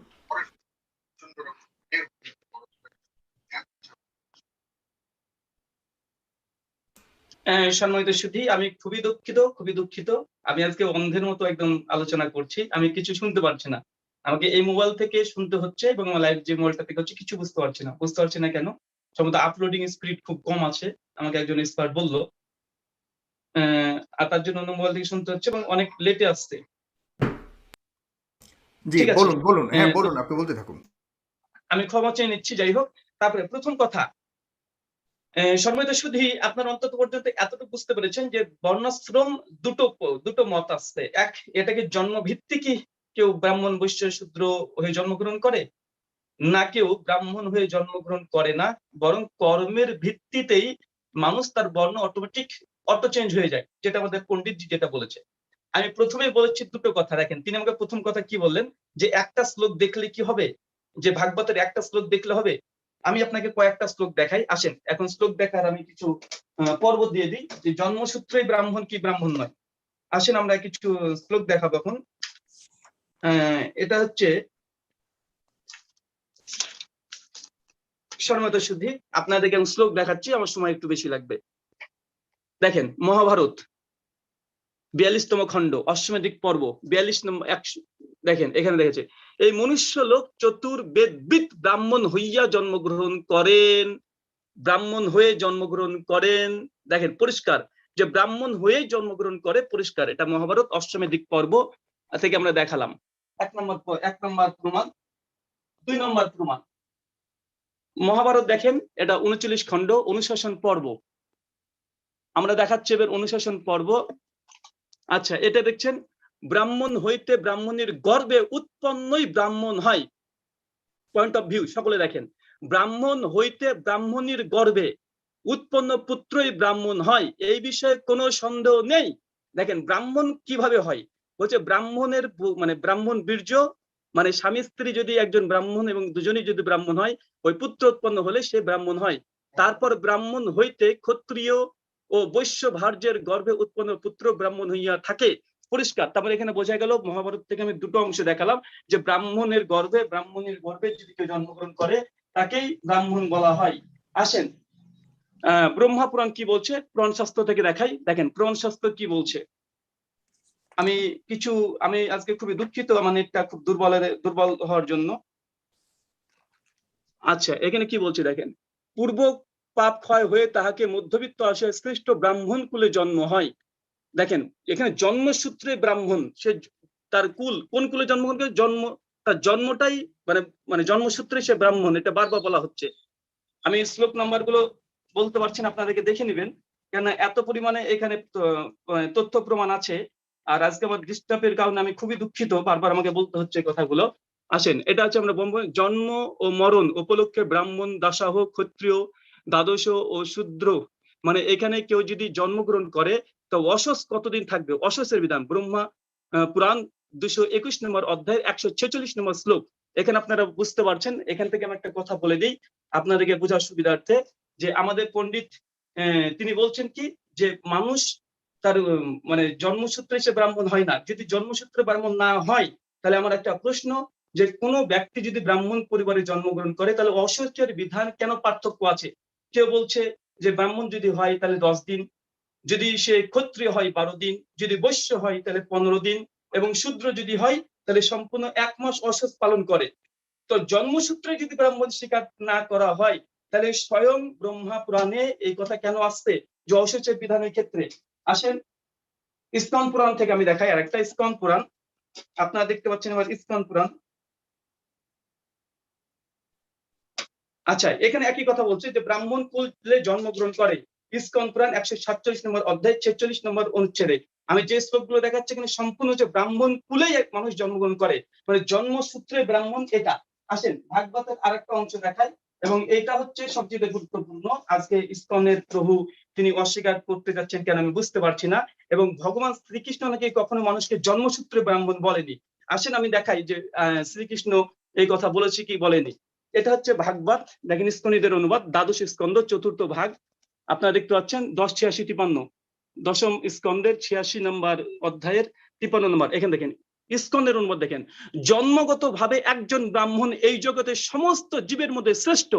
সাগর ভাই, পয়েন্ট অফ ভিউ দেখেন, জন্মগত ভাবে একজন ব্রাহ্মণ এই জগতের সমস্ত জীবের মধ্যে শ্রেষ্ঠ, কারণ জন্মগত ভাবেই শ্রেষ্ঠ, মানে জন্মেছে সে শ্রেষ্ঠ হয়ে, মানে জন্মানোটাই তার জন্য শ্রেষ্ঠ। এরপর কি বলছে, এবং তিনি যখন তপস্যা বিদ্যা আত্মসৃষ্টি যুক্ত হন তিনি আরো উন্নত হয়ে ওঠেন, আমার প্রতি ভক্তি আর কি মানে কি থাকে। এখানে ভগবান শ্রীকৃষ্ণ স্বয়ং তিনি বলছেন জন্মগত ভাবে একজন ব্রাহ্মণ শ্রেষ্ঠ, তারপরে যদি সে শিক্ষা হয়, তপস্যা হয়, বিদ্যা নাই, তাহলে তো আরো মানে সোনাই সোহাগা। এটা ইসকনের অনুবাদ। তিনি বলেন আমি আপনাকে একটা মন্ত্র দিলাম, এখানে 7খানা মন্ত্র দেখালাম যেটা জন্মগত ভাবে, এবং ইসকনের অনুবাদ ইসকন থেকে দেখালাম। আরেকটা কথা মনে রাখবেন যে আমি ইসকনের অনুবাদ থেকে দেখাচ্ছি, এটাকে খণ্ডন করতে বলবো। গোটা আলোচনার মধ্যে এটাকে, এই যে রেফারেন্সটা দিচ্ছে এটাকে আমি খণ্ডন করতে বলবো। এটা ইসকনের ভক্তি বেদান্ত স্বামী প্রভুপাদ, তার বইয়ের নাম হচ্ছে ভক্তি রসামৃত সিন্ধু। এই বইটা মায়াপুর থেকে ছাপিয়েছে, পন্ডিতজি মায়াপুর থেকে। দেখেন এখানে আমি খণ্ডন করতে বলবো, যে এটা খণ্ডন করুক। এখানে কিন্তু দেখেন যে দূষিত অবস্থায় মন্দিরে প্রবেশ করা উচিত নয়। বৈদিক শাস্ত্র নির্দেশ অনুসারে পরিবারের কারো মৃত্যু হওয়ার পর সমস্ত পরিবার কিছুদিনের জন্য অশৌচ হয়ে থাকে।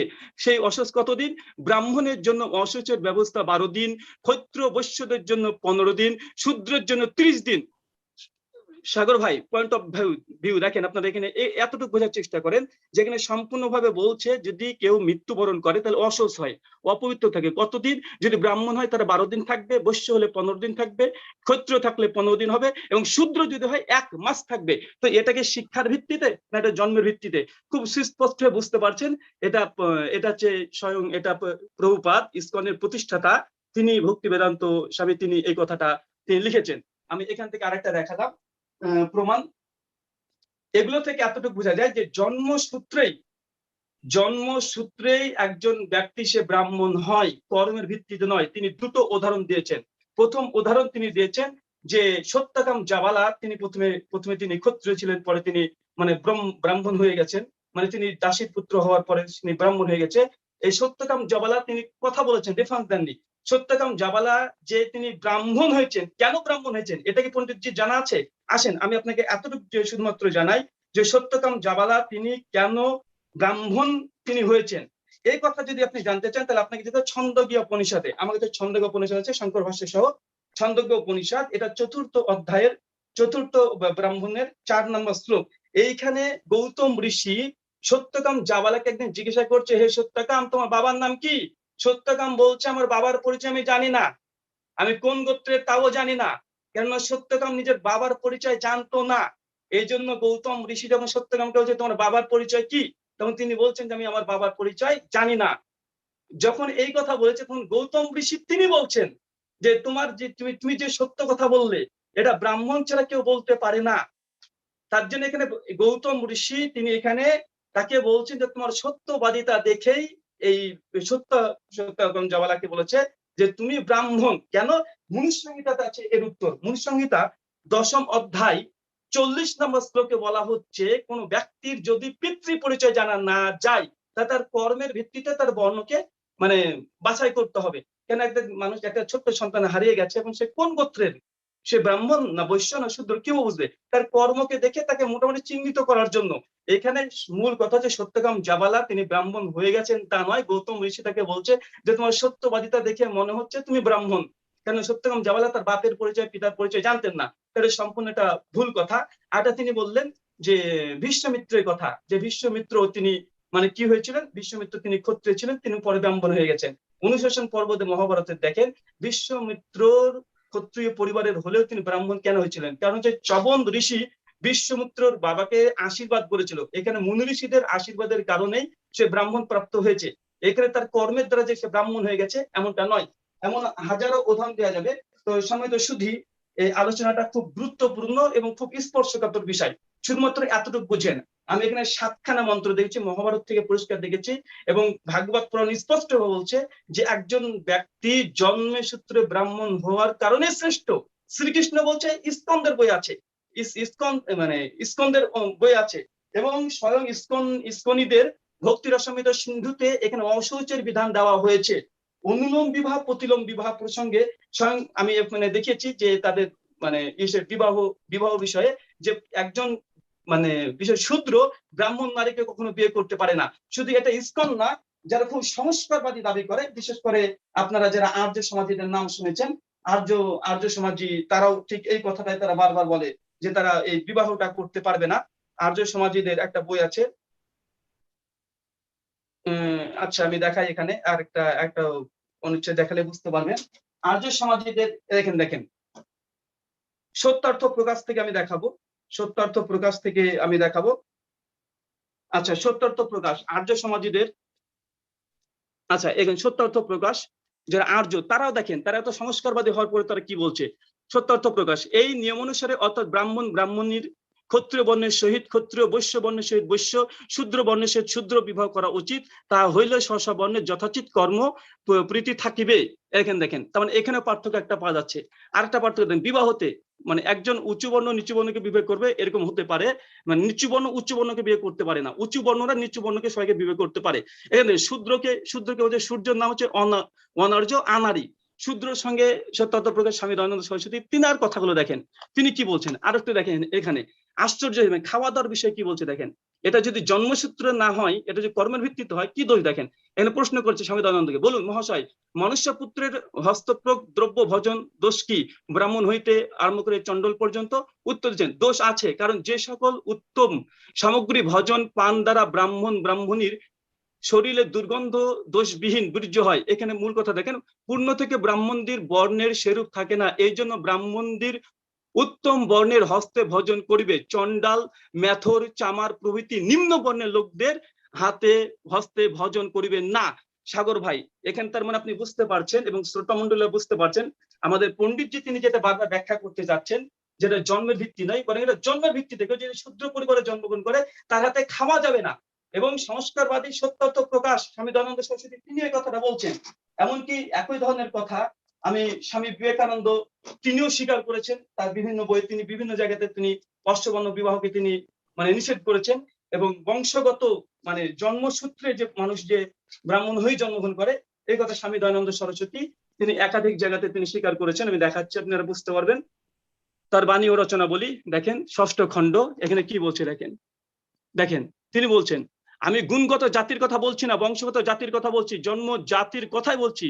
গুণগত জাতি আদি স্বীকার করেছেন, কিন্তু গুণ দুরাচার পুরুষের বংশগত হয়ে দাঁড়ায় সেই সকল জায়গায় যা পড়েছে মানে সর্বনাশ হয়ে গেল। তিনি এখানে আরো মানে বলছে আহমকগুলোকে কি এই কথা বলতে হবে যে এগুলো বৈজ্ঞানিক ব্যাখ্যা দিতে হবে পরিষ্কার ভাবে। যে স্বামী দয়ানন্দ বিবেকানন্দকে প্রশ্ন করেছে যে এই যে বর্ণপ্রথাকে জন্মগ্রহণ করছে ব্রাহ্মণ হয়ে, এটা কি সঠিক? তিনি বলছেন হ্যাঁ এটা সঠিক, এবং তোমাকে বৈজ্ঞানিক ব্যাখ্যা দিতে আমি বাধ্য না। স্বামী বিবেকানন্দ এটা রেগে গিয়ে তিনি এই কথা সিদ্ধ বলেছে এবং তিনি একাধিক জাতি স্বীকার করেছে। সর্বোপরি আমার গোটা আলোচনার সারমর্ম হচ্ছে এটা, যে হিন্দু শাস্ত্রের মধ্যে ঔষচের বিধান, যে ব্রাহ্মণ যদি হয় তাহলে সে ঔষচ থাকবে মাত্র 10 দিন, যদি সে ক্ষত্রিয় হয় 12 দিন, শূদ্র হলে 30 দিন। এটা কিসের ভিত্তিতে? একজন ব্যক্তি মূর্খ, সে খুব কম জানে, কিছু জানে না, এই জন্য কেউ মৃত্যুবরণ করলে তাকে অসুস্থ থাকতে হবে, কেউ জন্মগ্রহণ করলে 30 দিন পর্যন্ত তাকে অসুস্থ থাকতে হবে। তার মানে এতটুকু বোঝা যায়, এই একটা তথ্যতে বোঝা যায়। আর এই কথা স্বীকার হচ্ছে স্বয়ং ইসকনরা স্বয়ং স্বীকার করে নিয়েছে যে হ্যাঁ অসুস্থের বিধানে ব্রাহ্মণদের 12 দিন, শূদ্রদের 30 দিন। এটা যদি শুধু শিক্ষার কারণেই হয়, কর্মের কারণেই হয়, তাহলে এই কর্মের কারণে কেউ মূর্খ, পড়াশোনা জানে না, এই জন্য তাকে অসুস্থ করবে 30 দিনে, এটা যুক্তি কি? সম্মত শুধু দেখেন, এখানে বিয়ের ক্ষেত্রে আমি আপনাকে উদাহরণ দিয়েছি, আপনাকে কারো মানে শূদ্রের হাতে ব্রাহ্মণ খেতে পারবে না এমন তথ্য দিয়েছি, এবং একাধিক তথ্য শুধু আমি এখানে মানে যদি আমাকে চ্যালেঞ্জ করে রেফারেন্স গুলো দেখতে চাই, আমি রেফারেন্স গুলো আমি দিয়ে দেবো, শুধু কিছু আমি রেফারেন্স সহ বলছি, আর দেখতে চাইলে সময় দিলে আমি দেখিয়ে দেবো। আমি কিছু নোট করছি, দেখেন চণ্ডালের বাড়িতে যদি কেউ খায় তাহলে সে 1 মাস ব্রাহ্মণ অপবিত্র থাকবে, লিখিত সংহিতা ৭০ নম্বর শ্লোক। 2 নম্বর, 1 মাস দেখা শূদ্রকে যাচ্ছে না। কোন ব্রাহ্মণ যদি খাওয়ায় সে ব্রাহ্মণ কুকুর জনিত জন্মগ্রহণ করবে, আঙ্গিরা সংহিতা 1ম অধ্যায় 48 নম্বর শ্লোক। 3 নম্বর, শূদ্রকে কোন ব্রাহ্মণ যদি আশীর্বাদ করে তাহলে সেই ব্রাহ্মণ নরকে যাবে, আঙ্গিরা সংহিতা এই কুর্ম পুরাণ 17 অধ্যায় 1 থেকে 3 নম্বর শ্লোক। শূদ্রকে রান্না করে খাবার খাওয়ালে একজন ব্রাহ্মণের পাপ হয়, সেটা হচ্ছে গরুর পুরাণ 1ম অধ্যায় 115 নম্বর শ্লোকের 7 নম্বর। 6 নম্বর, শূদ্র সন্তান সম্মানিত সুধী, আজকে খুবই প্রবলেম হচ্ছে, যাই হোক। 7 নম্বর পয়েন্ট, যে শূদ্রকে অভিবাদন করলে কেউ যদি অভিবাদন করে তাকে গোসল করতে হবে। অত্রি সংহিতা 308 নম্বর শ্লোক।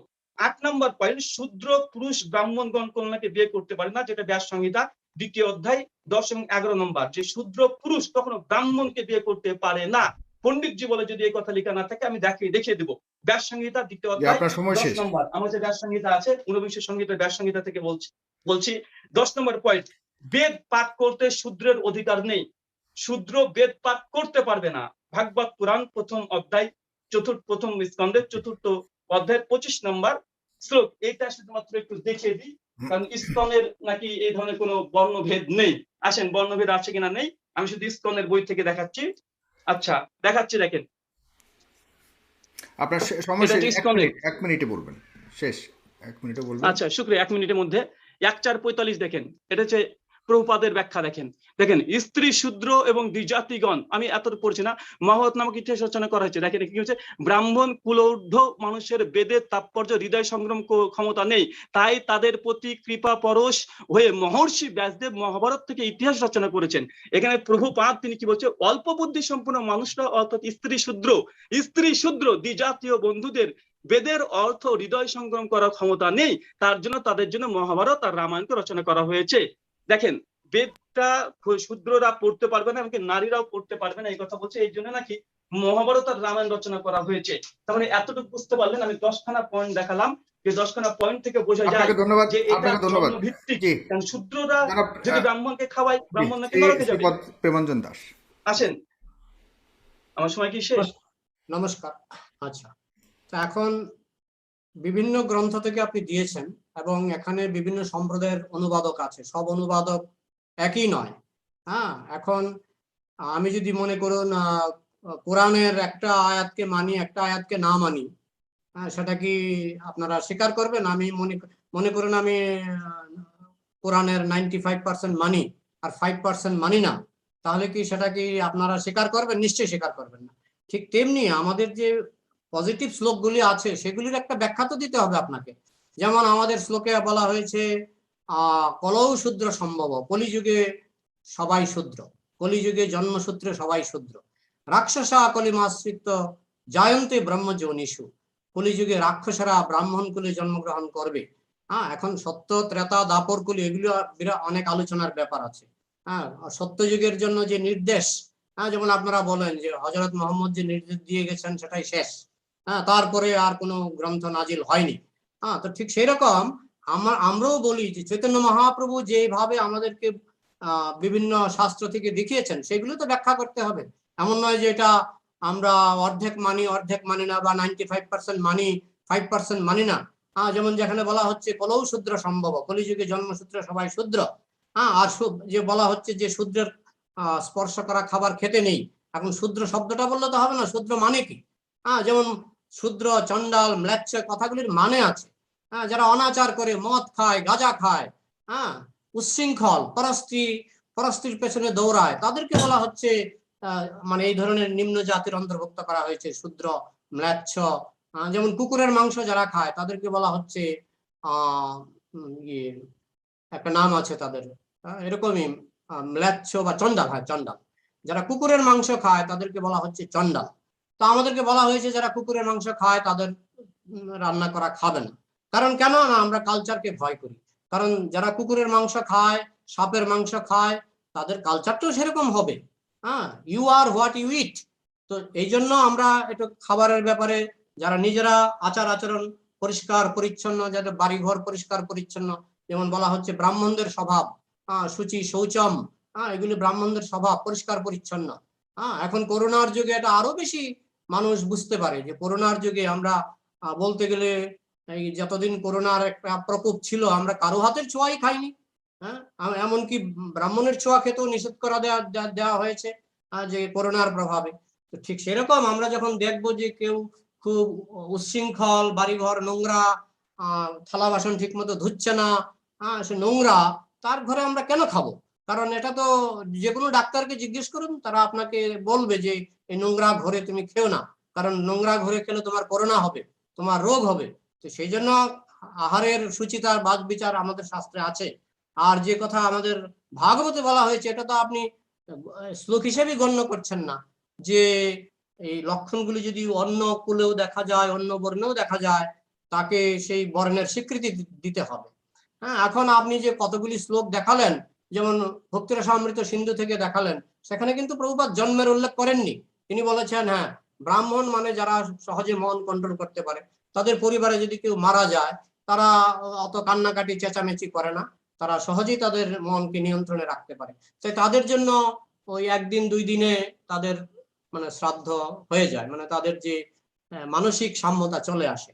আর যারা বেশি মানে দেহ চেতনাটা বেশি, তারা অনেক সময় দেখা যায় বছরের পর বছর কান্না করে, বছরের পর বছর তারা হয়তো মনের দিক থেকে মন ভেঙে পড়ে, তাদের জন্য একটু বেশি টাইম দেওয়া হয়েছে।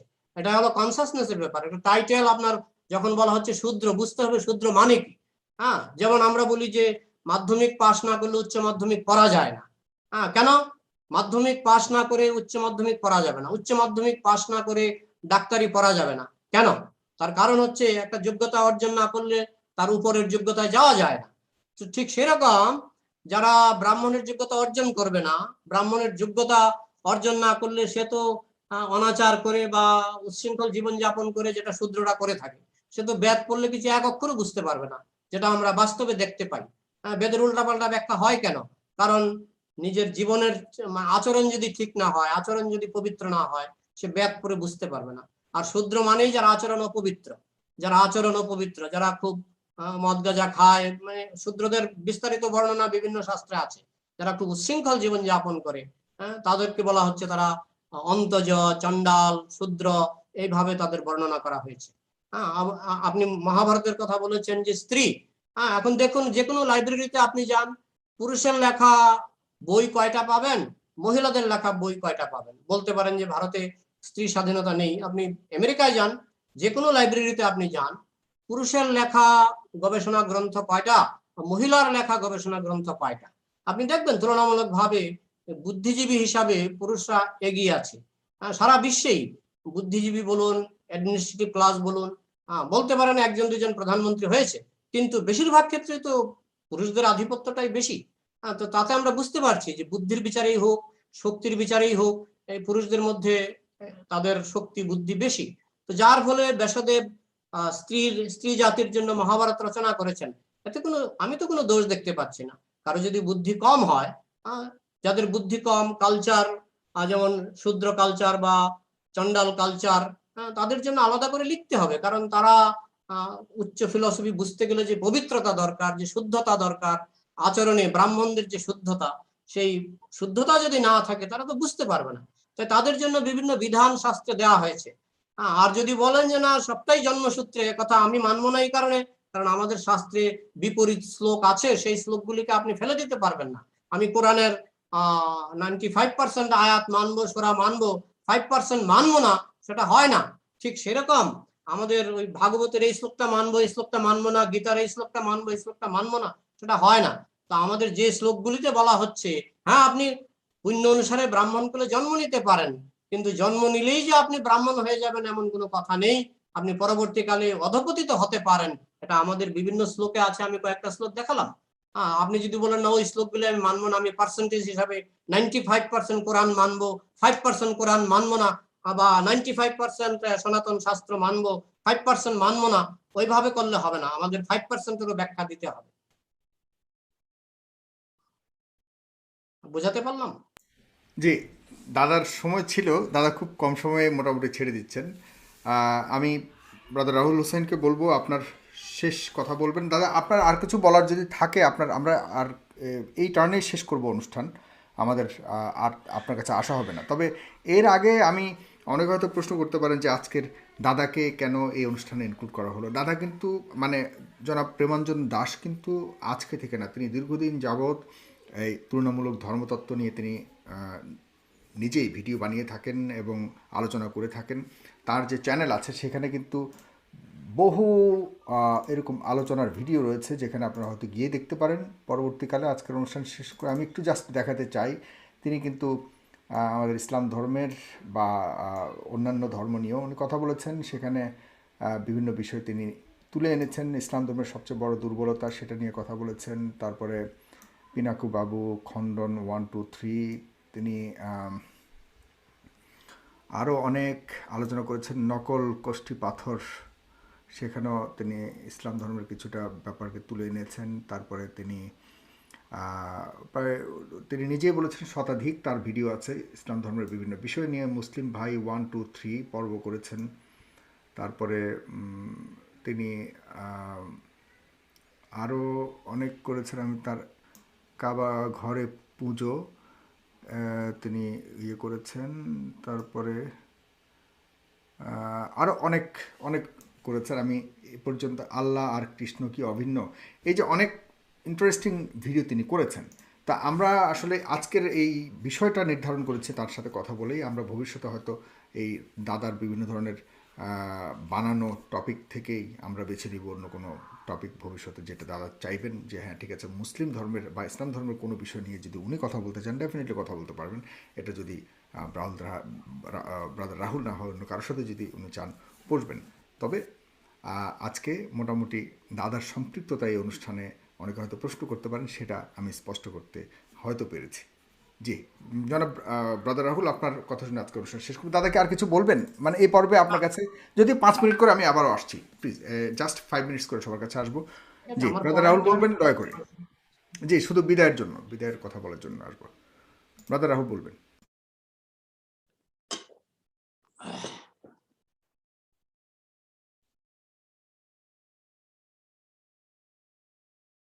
ব্রাদার রাহুল। সম্মানিত সুধী, যাই হোক আলোচনা করে ভালো লাগলো। তবে আমি মানে আজকে আলোচনাটা খুবই বিরক্ত বোধ হয়েছি, কারণ আমি কিছু শুনতে পাচ্ছি না। আমি এমনি জাস্ট অনুবাদ শুনে বারবার আপনাদেরকে বলছি। তো মানে আরাম পেলাম না আলোচনা করে। সম্মানিত সুধী, আমাদের এতগুলো আলোচনা থেকে আমাদের পণ্ডিতজি যেখানে টার্নিং পয়েন্টে তিনি বারবার ঘুরিয়ে দেওয়ার চেষ্টা করছেন, মস্তকে চক দেওয়ার চেষ্টা করছেন যে শূদ্র মানে মূর্খ টূর্খ এগুলো বোঝাচ্ছে, মানে জন্মসূত্রে নয়। মানুষ এটা মজা চরম পাচ্ছে, ভুল কথা, 5000 যেটা আমরা পিপলের মতো একাধিক জায়গা দেখছে, থেকে আপনি দেখিয়েছি। বলতে থাকুন। জি যেটা আমরা একাধিক জায়গা থেকে দেখিয়েছি যে ব্রাহ্মণ কাকে বলে। আমি মহাভারত অনুশাসন পর্ব থেকে দেখিয়েছি, তিনি আমার একটা শ্লোকের জবাব দেননি যে মানে ব্রাহ্মণ কাকে বলে। ব্রাহ্মণের গর্ভে আর ব্রাহ্মণীর ওরস থেকে যে সন্তান জন্মগ্রহণ করে তাকে ব্রাহ্মণ বলে। সে মূর্খ হোক আর পণ্ডিত হোক, ব্রাহ্মণ বা ব্রাহ্মণী। আসেন আমি এখান থেকে দেখিয়ে দিই। ব্রাহ্মণ যে মূর্খ হোক, যেটা মনুষ্য সংহিতাতে 10ম অধ্যায়ে স্পষ্ট আছে, ব্রাহ্মণ যদি সে মূর্খ হয় তবুও সে পূজনীয়। ব্রাহ্মণ যদি মূর্খ হয় তবুও সে পূজনীয়। এটা শাস্ত্রের কথা, মনুর কথা। এবার 2 নম্বর পয়েন্ট দেখেন, এখানে আমি একটা কথা বলছি, মানে শূদ্রকে, যে শূদ্র হচ্ছে যে শূদ্রের গর্ভ থেকে জন্মগ্রহণ করে সেই শূদ্র। কিন্তু আমাদের পণ্ডিতজি বারবার বোঝাতে চেয়েছেন যে মূর্খ সেই শূদ্র না, শাস্ত্রের কথা বলছে না। এটা সম্পূর্ণ এটা তার ব্যাখ্যা, এটা সম্পূর্ণ তার ব্যাখ্যা। আমার আমি দেখেছি ব্যাখ্যা ভক্তি নয়। রসামৃত সিন্ধু থেকে, ভক্তি রসামৃত সিন্ধু থেকে দেখিয়েছি যে 10 দিন, 11 দিন, 12 দিন, এটা যে একটা ব্রাহ্মণ একজন ব্যক্তি মূর্খ, এই জন্য তাকে 1 মাস তাকে অসুস্থ থাকতে হবে, অপবিত্র থাকতে হবে। এটার সঙ্গে সম্পর্ক কি? মূর্খ থাকলে তাকে বেশি অপবিত্র থাকে? এটা কোনো যৌক্তিক কথা হতে পারে? সাগর ভাই, একটা আরো কঠিন আপনাকে একটা কথা দেখিয়ে দিই, যেটা স্পষ্টভাবে দুটো জিনিস থেকে আপনি বুঝতে পারবেন। দেখেন, শুধু মানুষের মধ্যে যে ব্রাহ্মণ শূদ্র আছে এমনটা নয়, মানে হিন্দু ধর্ম অনুসারে গরুরও বর্ণ হয়। গরুর মধ্যেও ব্রাহ্মণ, বৈশ্য, শূদ্র হয়। আশ্চর্য হবেন। ঠাকুরমশাই নিজের যুক্তি দিয়ে তিনি এটাকে একটা অপব্যাখ্যা করছে, সেটার জবাব দিব। আসেন দেখেন, ব্রাহ্মণ গরুদেরও বর্ণ হয়, তার গরুর মধ্যে শিক্ষিত মূর্খ আছে মনে হয়। দেখেন কি অবস্থা, দেখে নেন। আচ্ছা আমি দেখিয়ে দিই। দেখেন গরুর পুরাণ, দেখেন গরুর পুরাণ, গরুর পুরাণে কি বলছে দেখেন। দেখেন গরুর পুরাণ, যে বৃষের গোত্র লোহিত বর্ণ মুখ্য পুচ্ছ, সে মানে পীত বর্ণ তাহাকে নীল বৃষ্য বলে। শ্বেত বর্ণ গরু হচ্ছে ব্রাহ্মণ, লোহিত বর্ণ হচ্ছে ক্ষত্রিয়, পিতৃবঙ্গ বৈশ্য, আর কালো বর্ণ হচ্ছে শূদ্র বলিয়া উক্ত আছে। শুধুমাত্র মানুষের মধ্যে যে বর্ণ আছে এমনটা নয়, যেটা সাদা গরু সেটা হচ্ছে ব্রাহ্মণ, আর যেটা হচ্ছে কালো গরু সেটা হচ্ছে শূদ্র। আপনারা এখান থেকে দেখছেন শুধু মানে এই যে বর্ণ প্রথাতে যে জন্মভিত্তিক, এটা স্পষ্ট, কারণ আমি এখানে 10খানা পার্থক্য দেখিয়েছি। পণ্ডিতজি একটা কথা তিনি খণ্ডন করতে চেয়েছেন যে ব্রাহ্মণ বলতে শিক্ষিত, আর এখানে মানে শূদ্র বলতে গেলে মূর্খ, এই জন্য মূর্খ বাড়িতে খায় না। কিন্তু শ্লোক কিন্তু তা বলছে না যে মূর্খ এই জন্য খায় না, এই কথা বলছে। এটা পণ্ডিতজি নিজের ব্যাখ্যা। শ্লোক পরিষ্কার ভাবে বলছে যে কোন ব্যক্তি, দেখেন আমি দেখাই, একটা শ্লোক দেখালে তো অনেকগুলো দেখানো যাবে। আচ্ছা, এটা হচ্ছে আঙ্গিরা সংহিতা থেকে আমি আঙ্গিরা সংহিতা থেকে দেখাচ্ছিলাম যে আঙ্গিরা সংহিতা কি বলছে দেখেন। আঙ্গিরা সংহিতা পরিষ্কারভাবে বলছে যে যে ব্যক্তি নিরন্তর 1 মাস শূদ্রকে ভর্জনা করে সে শূদ্র প্রাপ্ত হয় এবং মৃত্যুর পরে সে কুকুর জনে জন্মগ্রহণ করে।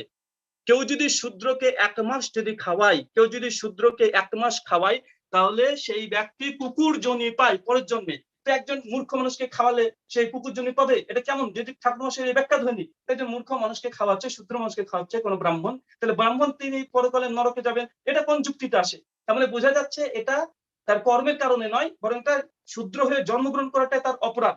আসেন আমি আরেকটা দেখাই। তো পণ্ডিতজি বললেন যে তিনি ভাগবত থেকে তিনি শ্লোক দিয়েছেন, তাহলে সেটা কি মানা যাবে না? কোরআনের কেউ 95% মানবে, 5% মানবেন, এটা হয়? ঠাকুর মশাই হিন্দু শাস্ত্রের মধ্যে এটার সমাধান দেওয়া আছে। ঠাকুর মশাই আর আমার কথার মধ্যে যদি বিরোধ হয়, ঠাকুর মশাই 5টা মন্ত্র যদি দেয়, আমি এখানে 20 খানা মন্ত্র দেখিয়েছি। এখন দুজনের মধ্যে যদি বিরোধ হয়, বিরোধ হলে করণীয় কি?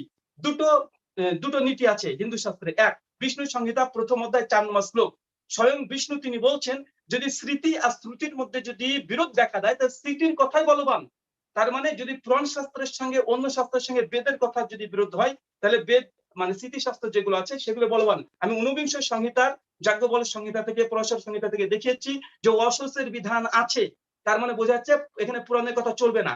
কেননা ভগবান বিষ্ণু নিজে বলছেন, যদি স্মৃতি আর শ্রুতির মধ্যে যদি সবিরোধিতা হয়, তাহলে স্মৃতির কথাই বলবান। আর যদি ইতিহাস আর পুরাণের সঙ্গে যদি বিরোধ দেখা দেয়, তাহলে এখানে পুরাণ হচ্ছে বলবান। তো আমি এখানে পুরাণ থেকে উনি যদি দুটো দেখায়, আমি 4টে দেখেছি। দেখেন, আমি স্মৃতির থেকে শাস্ত্র থেকে দেখেছি, আমি বেদ শাস্ত্র থেকে দেখেছি, সংহিতা শাস্ত্র থেকে দেখিয়েছি, আমি তন্ত্র শাস্ত্র থেকে দেখাচ্ছি। কৌটিল্যের অর্থশাস্ত্র কি বলবেন?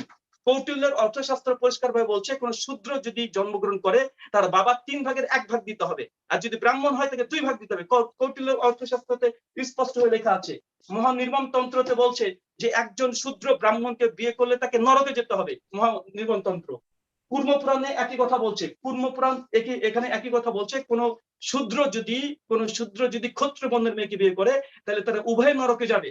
এই কথাগুলো দিয়ে স্পষ্ট প্রমাণ হয় যে এটা জন্মভিত্তিক, এটা কর্মের কারণে বলা হচ্ছে না। ঠাকুরমশাই এটা শুধুমাত্র নিজের মতো একটা অপব্যাখ্যা করতে যাচ্ছে। আর নিয়ম কি? যদি স্মৃতি আর শ্রুতির মধ্যে বিরোধ দেখা দেয়, তাহলে কোনটা প্রাধান্য পাবে? স্মৃতি কথা প্রাধান্য পাবে। আমি স্মৃতি শাস্ত্র থেকে দেখেছি, উনি পুরাণ শাস্ত্র থেকে দেখিয়েছে। পুরাণ শাস্ত্র তাহলে এখানে গ্রহণযোগ্য হবে না। আমি স্মৃতি সংহিতা শাস্ত্র দেখেছি, আমার কথা বলবান। কে বলছে? ভগবান বিষ্ণু বলছে, হিন্দু ধর্মগ্রন্থ অনুযায়ী। 2, কাত্যায়ন সংহিতা 28 নম্বর অধ্যায় 17 নম্বর শ্লোক, এখানে পরিষ্কারভাবে বলছে,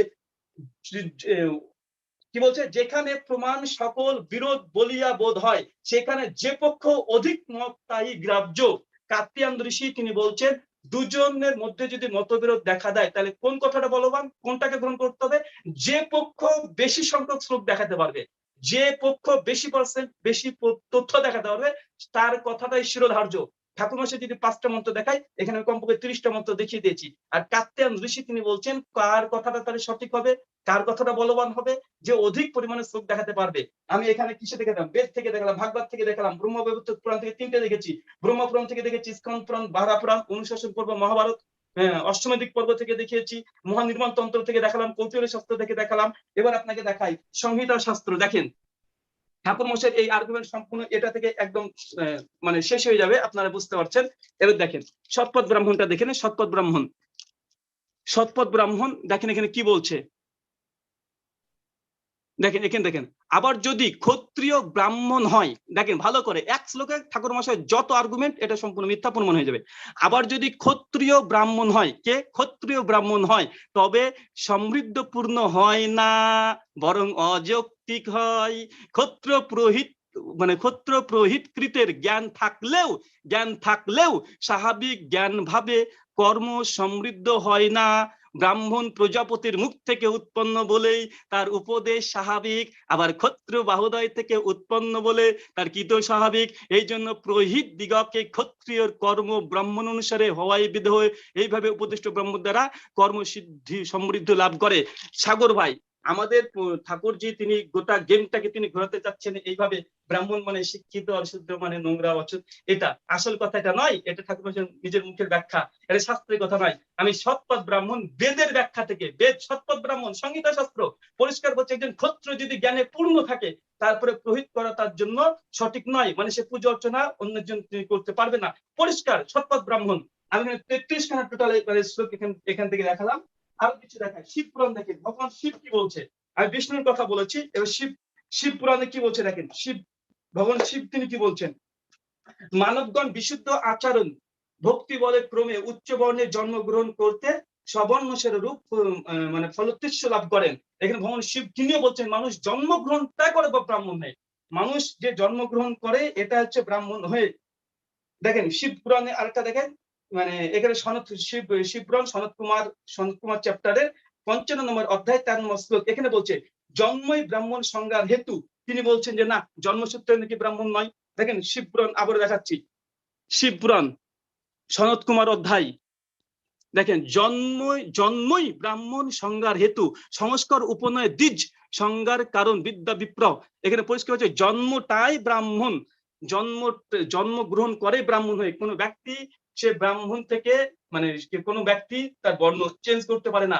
উনি দুটো উদাহরণ দিয়েছিলেন, সত্যকাম জবালাত, আমি সেটা ব্যাখ্যা করেছি, এবং তিনি আরেকজন বিশ্বমিত্রের কথা বলেছি, সেটা আমি জবাব দিয়েছি, আমার পাল্টা রিবাটেল গুলো দেয়নি। মূল কথা সাগর ভাই, উনি যদি পুরাণ শাস্ত্র থেকে প্রমাণ দিয়েছেন, পুরাণ শাস্ত্রের কথা গ্রহণযোগ্য নয় কেন, আমি সংহিতা শাস্ত্র থেকে দলিল দিয়েছি, সংহিতা শাস্ত্র থেকে দিয়েছি, আমি দিয়েছি মনুসংহিতা থেকে, আর ঊনবিংশ সংহিতার যে সংহিতাগুলো আছে সেখান থেকে। উনি যদি একটা পুরাণ থেকে দলিল দিয়েছে, আমি 10টা পুরাণের কথা দিয়েছি। উনি যদি একটা সংহিতার কথা বলেছেন, 10টা সংহিতা থেকে প্রমাণ দিয়েছি। আমি বেদ শাস্ত্র থেকে দিয়েছি, অবশেষে শতপথ ব্রাহ্মণ থেকে দিয়েছি, কৈটিল্যর অর্থশাস্ত্র থেকে দিয়েছি, হিন্দু ধর্মের। এবার দেখেন এতগুলো কথা, কার কথা গ্রহণ করবেন, কার কথা? তার জন্য হিন্দুতে একটা আলাদা বই আছে যেটা নাম মীমাংসা দর্শনম। মীমাংসা দর্শনম কি বলছে দেখেন, মীমাংসা দর্শন মানে এটা মীমাংসা, মানে বিরোধপূর্ণ বিষয়ে মীমাংসা কি, বিরোধপূর্ণ বিষয়ের মীমাংসা। আমি এখানে 3টি নীতি মনে রাখবেন, বিশেষ করে হিন্দু দাদাদেরকে বলছি। প্রথম, যদি বেদ শাস্ত্রের সঙ্গে পুরাণ শাস্ত্রের সঙ্গে যদি বিরোধ দেখা দেয়, তখন বেদের কথাটাই প্রাধান্য পাবে। পুরাণ যতই দিক, যত অন্য শাস্ত্র দিক গ্রহণযোগ্য নয়। তার মানে এই দিক থেকেও আমার শাস্ত্রগুলো বেশি মজবুত পণ্ডিতজির চাইতো। পণ্ডিতজি ভাগবত থেকে দিলে একটা, আমি দিয়েছি 5টা, তারপর আমি এখানে বেশি আছি। 2 নম্বর বিষয়ের একটা, যদি যে বেশি প্রমাণ দেখাতে পারবে তার কথাটাই বলবান। যদি বিরোধপূর্ণ কোনো যদি সমস্যা চলে আসে, আমি কমপক্ষে 35-36টা প্রমাণ দেখিয়ে দিয়েছি। এবার দেখেন মীমাংসা দর্শনম কি বলছে, হিন্দু শাস্ত্রে মীমাংসা যত মতনৈক্য হয়, মতভেদ হয়, সেই সব মীমাংসা দর্শনম কি বলছে দেখেন, আসেন এটাও দেখিয়ে দিই একবার। মীমাংসা দর্শনম দেখেন কি বলছে, দেখেন মীমাংসা দর্শনম কি বলছে দেখেন। আচ্ছা দেখেন, এই কারণে শাস্ত্রীয় অগ্নি না থাকায় শূদ্রের যোগ্য কর্মে অধিকার নেই, শূদ্রের যোগ্য অধিকার নেই। আর লৌকিক অগ্নিতে করিলে তা ফলপ্রদ হইবে না, তার সত্যম অশূদ্র শূদ্র অধিকরণ নেই। মানে এখানে মীমাংসা সূত্র, মানে যত বিতর্ক আপনি করেন, যতই আপনি ব্যাখ্যা করেন, মীমাংসা একদম হিন্দু শাস্ত্রের মীমাংসা দর্শন আমি পরিষ্কার বলছে যে শূদ্রের যোগ্যে কোনো অধিকার নেই, শূদ্রের যোগ্যে কোনো অধিকার নেই। আসেন আমরা আরেকজন মহর্ষির কথা বলি, মহর্ষি স্বামী শঙ্করাচার্য, তিনি কি বলছেন দেখেন। শঙ্করাচার্য তিনি কি বলছেন, মানে আমাদের কথা ব্যাখ্যা যদি বুঝতে না পারেন, বড় বড় মহর্ষি তারা কি বলছে দেখেন। আচ্ছা এটা হচ্ছে স্বামী শঙ্করাচার্য ব্রহ্মসূত্র দেখাচ্ছি দেখেন, ব্রহ্মসূত্র কি বলছে দেখেন। যেহেতু স্মৃতিশাস্ত্রে শূদ্রের বেদ শ্রবণ, বেদ পাঠ, বেদাজ্ঞ ও বৈদিক ক্রীড়া অনুষ্ঠান সম্পর্কে নিষিদ্ধ আছে, সেই জন্য তাহার ব্রহ্মা জ্ঞানের অধিকার নেই, শূদ্রের ব্রাহ্ম জ্ঞানের অধিকার নেই। পরিষ্কার। তো একজন শূদ্র যদি ব্রাহ্ম জ্ঞানের অধিকারী না থাকে, সে পড়াশোনা করে সে কিভাবে সে একজন ব্রাহ্মণ হতে পারে? এটা দেখেন ব্রহ্মসূত্র 1:3-38 পরিষ্কার ভাবে আছে। তার মানে বুঝতে পারছেন আমি এতগুলো তথ্য প্রমাণ দিয়ে বোঝানোর চেষ্টা করছি এটা, যে ঠাকুর মশাইয়ের যে ব্যাখ্যাটা, এটা তার মন মতো ব্যাখ্যা, শাস্ত্রের ব্যাখ্যা নয়, এবং তিনি শাস্ত্রে কোনো প্রমাণ সেভাবে তিনি এখানে পেশ করতে পারেননি। আরো অনেকগুলো এখানে দেওয়া যায়, আমি সত্যার্থ প্রকাশ থেকে দিয়েছি, রামকৃষ্ণ অনিজয় দিয়েছি। আর আপনারা সকলে জানেন, আমি শুনতে বুঝতে পারছি কি আমার সময় শেষ হলে একটু জানাবেন। হ্যাঁ, আপনারা সকলে এখানে একটা কথা, যেমন সম্ভুক হত্যা, রামচন্দ্র সম্ভুককে হত্যা করেছিল কেন? সম্ভুক একজন দাস হবার পরে তপস্যা করেছিল উল্টো হয়ে। রামচন্দ্রকে যখন জিজ্ঞেস তুমি কে, তো আমি হচ্ছে শূদ্র, রামচন্দ্র তার গদ্দটাকে উড়িয়ে দিয়েছে। উনি ঠাকুর মশাই বারবার বলছেন যে একজন শূদ্র সে পড়ে পড়ে সে ব্রাহ্মণ হয়ে যেতে পারে না। তাহলে সম্মুখকে কেন হত্যা করা হয়েছে? সম্মুখকে দেখেন বাল্মীকি রামায়ণ উত্তরখণ্ড 76 অধ্যায় 1 থেকে 5 নম্বর ঘটনা লেখা আছে। সম্মুখ একজন শূদ্র, সে তপস্যা করে ব্রাহ্মণ হতে চেয়েছিল, কিন্তু রামচন্দ্র যখন জিজ্ঞেস করছে তুমি কে, তোমার গোত্র কি, তখন সঙ্গে সঙ্গে সম্মুখ বলছে আমি হচ্ছে শূদ্র গোত্রের। রামচন্দ্র রেগে গেছে যে শূদ্র হয়ে তুমি ব্রাহ্মণ তপস্যা করো, তার গর্দনটাকে উড়িয়ে দিয়েছে। তার মানে ঠাকুর মশাইটা সম্পূর্ণ তিনি উল্টা কথা বলছেন। ধন্যবাদ আপনাকে। সে মানে তার গুণ যদি ধন্যবাদ। আমি 5 মিনিট করে দুজনের কাছে জাস্ট একটা ভেরি শর্ট রিভিউটালের জন্য যাব এবং আপনাদের বিদায়ের কথা শুনবো রাহুল হোসেন, ব্রাদার রাহুল হোসেন, আমরা বিদায়ের কথা শুনবো 5 মিনিট করে। দর্শক আপনাদের কাছে জানাচ্ছি আজকের বিষয়টা যদি শাস্ত্রের একটা বিষয় নিয়ে আমরা তুলে এনেছি, এই প্রসঙ্গের উপরে আলাপ করেছি 1.5 ঘন্টা। আমি পাশাপাশি প্রেমাঞ্জন দাস আপনার কাছেও বলবো, আপনারাও যদি ইসলাম ধর্মের কোনো বিষয় নিয়ে আপনার কোনো ধরনের আপত্তি বিপত্তি, যেগুলি আপনি অনেক ভিডিও করেছেন, সেখানে যদি ইয়ে করতে চান, আলোচনা করতে চান, অবশ্যই আপনি আহ্বান করলে, যদি কেউ আপনার সাথে ওইদিকেও বসতে চায়, সে ধরনের আয়োজন আমরা করব। যদি কোনো পক্ষ থেকে আমাদের কাছে প্রস্তাব আসে, আমরা কিন্তু আয়োজক বলতে আমরা নিজেরা কোনো ধরনের এই আয়োজন সার্বক্ষণিক করি ব্যাপারটা তা নয়। আমরা একটা মানে সমান সমান সময় ভাগ করে দেওয়ার জন্য এবং কোনো ধরনের বৈষম্য নির্বিশেষে যেন একটা সুন্দর যে কোনো সমাজের যে কোনো সংকটকে সমাধান করবার লক্ষ্যেই ধর্ম একটা বড় ধরনের ভূমিকা রাখে আমাদের সমাজ সংসারে। অবশ্যই এই ধর্মের বিভিন্ন বিষয় নিয়ে নিজ নিজ ভাবে আলোচনা করার চেয়ে উভয় পক্ষ মিলে যে কোনো বিষয় বস্তুর উপর আলাপ করলে আমার মনে হয় সমাধানের ক্ষেত্রটা আরও প্রশস্ত হয়, আরও সুন্দর হয় এবং সম্ভাবনা বাড়ে সমাধানের আমি কি জন্য। দুটো কথা প্রেমানন্দ দাস, বলতে আপনি পারি? জি অবশ্যই আপনার কাছে আমি আসছি। 2 মিনিট আপনার কথা শুনে আজকে অনুষ্ঠান শেষ করবো। মানে রাহুল ভাই বারবার বলছেন যে আমি মন গড়া কথা বলছি, শাস্ত্র থেকে বলছি না। এটা আমি মনে করি আমার প্রতি একটা ইনসাল্ট করা হচ্ছে, অপমান করা হচ্ছে, কারণ আমি শাস্ত্র থেকে উদ্ধৃতি দিচ্ছি, শাস্ত্র থেকে শ্লোক দিচ্ছি। হ্যাঁ, আপনি যে রাহুল ভাই যে এতগুলি গ্রন্থ দেখালেন, মনে করুন উনি 30টা গ্রন্থ দেখালেন, উনি কি 30টা গ্রন্থ মানেন না কোরআন মানেন? নিশ্চয়ই উনি শুধু কোরআন মানেন। 30টা গ্রন্থ বা বেদ বেদান্ত তো উনি সেটাকে তো ওনার মেইন গ্রন্থ হিসেবে মানেন না। ঠিক তেমনি বৈষ্ণবদের একটা এরিয়া আছে। আপনারা যেমন কোরআনটাকে মেইন গ্রন্থ হিসেবে ধরেছেন, আমাদের বৈষ্ণবদের এরিয়া হচ্ছে যে আপনাদের যেমন হযরত মুহাম্মদের প্রচারিত বাণীকে আপনারা মেইন হিসাবে ধরেছেন, আমরা চৈতন্য মহাপ্রভুর প্রচারিত বাণীকে আমরা মেইন হিসাবে ধরেছি, শ্রীমদ্ ভাগবতকে মেইন হিসাবে ধরেছি। এবং সেখানে চৈতন্য মহাপ্রভুর যে উক্তি, যেই ভজে সেই বড় অভক্তহীন ছাড়, কৃষ্ণ ভজনে নাহি জাতি কুলাদি বিচার, এটা আমি আমার মন গড়া কথা নয়, এটা চৈতন্য মহাপ্রভুর কথা। এবং যস্য জল লক্ষণং প্রক্তং তস্য বর্ণ অভিব্যঞ্জকম যদন্যত্রপি দৃশ্যত তত্ত্বনিব বিনির্দেশের, এটা আমার মন গড়া কথা নয়, এটা ভাগবত পুরাণের কথা। এখন আপনি বলতে পারেন আপনি 50টা বই দেখিয়েছেন, আমি একটা বই থেকে বলছি। তো আপনারা তো তাই করেন, আপনারা কোরআন মানেন, কিন্তু আপনারা কি 50টা বই এই যে দেখালেন 50টা বই, আপনারা কি সেটা মানেন? সেটা তো মানেন না, আপনারা তো শুধু কোরআন মানেন। ঠিক সেরকম আমরা শুধু এই শ্লোকগুলি মানি, আমরা অন্য বই মানি না। আপনি যত বই দেখান না কেন, আমরা হিন্দু নই, আমরা বৈষ্ণব। আমাদের বৈষ্ণব সিদ্ধান্ত অনুসারে আমি কথা বলেছি এবং সেই সম্পর্কে আমি শ্লোক দিয়েছি। সুতরাং তারপরে যদি বলেন আমি মন গড়া বলছি, সেটা আপনি আমাকে অপমান করলেন, আমাকে মিথ্যাবাদী সাজালেন। আমি মন গড়া কোনো কথা বলিনি, সব শ্লোক আমি দিয়েছি। হ্যাঁ, বলতে পারেন এই শ্লোকগুলো অন্য গ্রন্থে নেই, আপনিও তো কোরআন ছাড়া অন্য গ্রন্থকে আপনি মানেন, আপনি কোরআনটাই মানেন। ঠিক তেমনি আমরা এই শ্লোকগুলি মানবো, চৈতন্য মহাপ্রভুর শিক্ষা মানবো। আপনারা যেমন হযরত মুহাম্মদের শিক্ষা মানেন, আমরাও চৈতন্য মহাপ্রভুর শিক্ষা মানবো।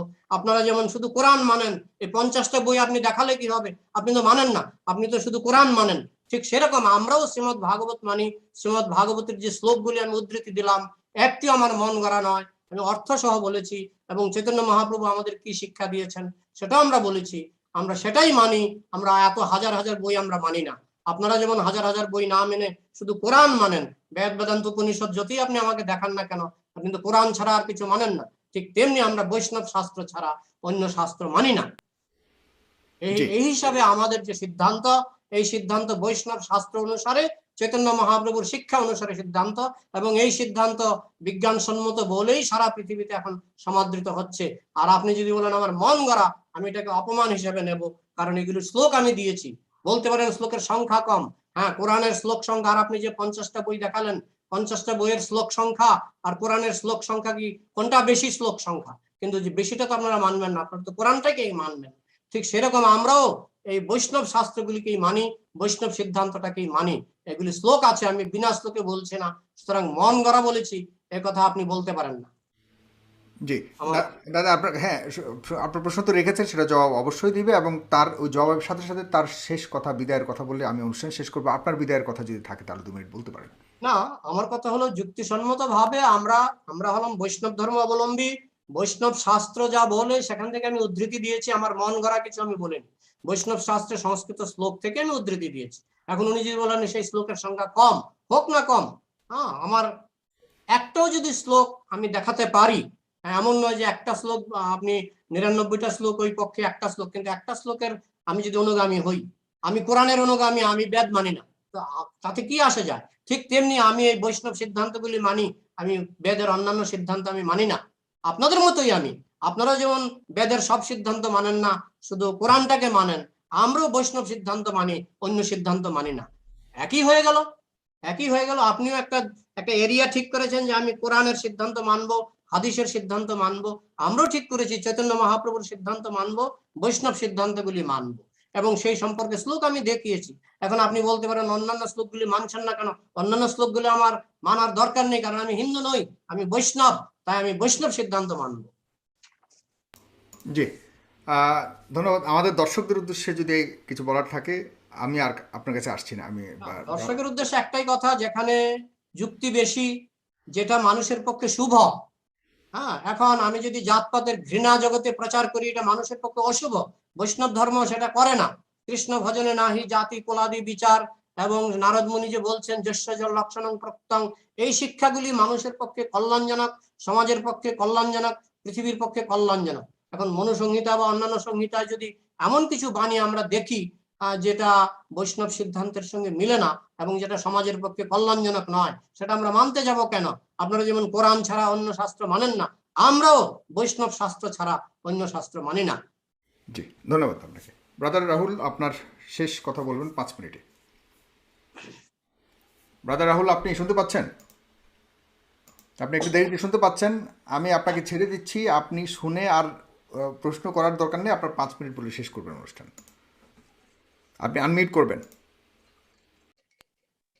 সুপ্রিয় শ্রোতা মণ্ডলী, পরিষ্কার ক্লিয়ার ঠাকুরমশাই তিনি স্বীকার করে নিয়েছেন পণ্ডিতজি যে আমি বেশি শ্লোক দেখিয়েছি, তিনি অল্প দেখিয়েছেন। তিনি তারপরে বললেন কি যে তারা বৈষ্ণব, তারা ভাগবত মানে, তারা ওই বেদ শাস্ত্র সংহিতা শাস্ত্র মানে না। আসেন প্রকৃত বৈষ্ণবকে আপনাকে দেখাই।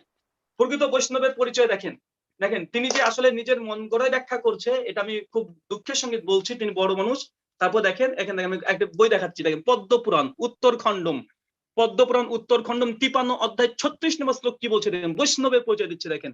যে বৈষ্ণব স্মৃতি ও শ্রুতি মানে যে বেদ শাস্ত্র এবং পুরাণ শাস্ত্র, ইতিহাস শাস্ত্র, সমস্ত শাস্ত্র যে মারে, বিহিত আচরণ অনুষ্ঠান না করে, সে পাষণ্ড। দেখেন পরিষ্কার হচ্ছে সে পাষণ্ড, রবে নরকে বাস করিয়া থাকে।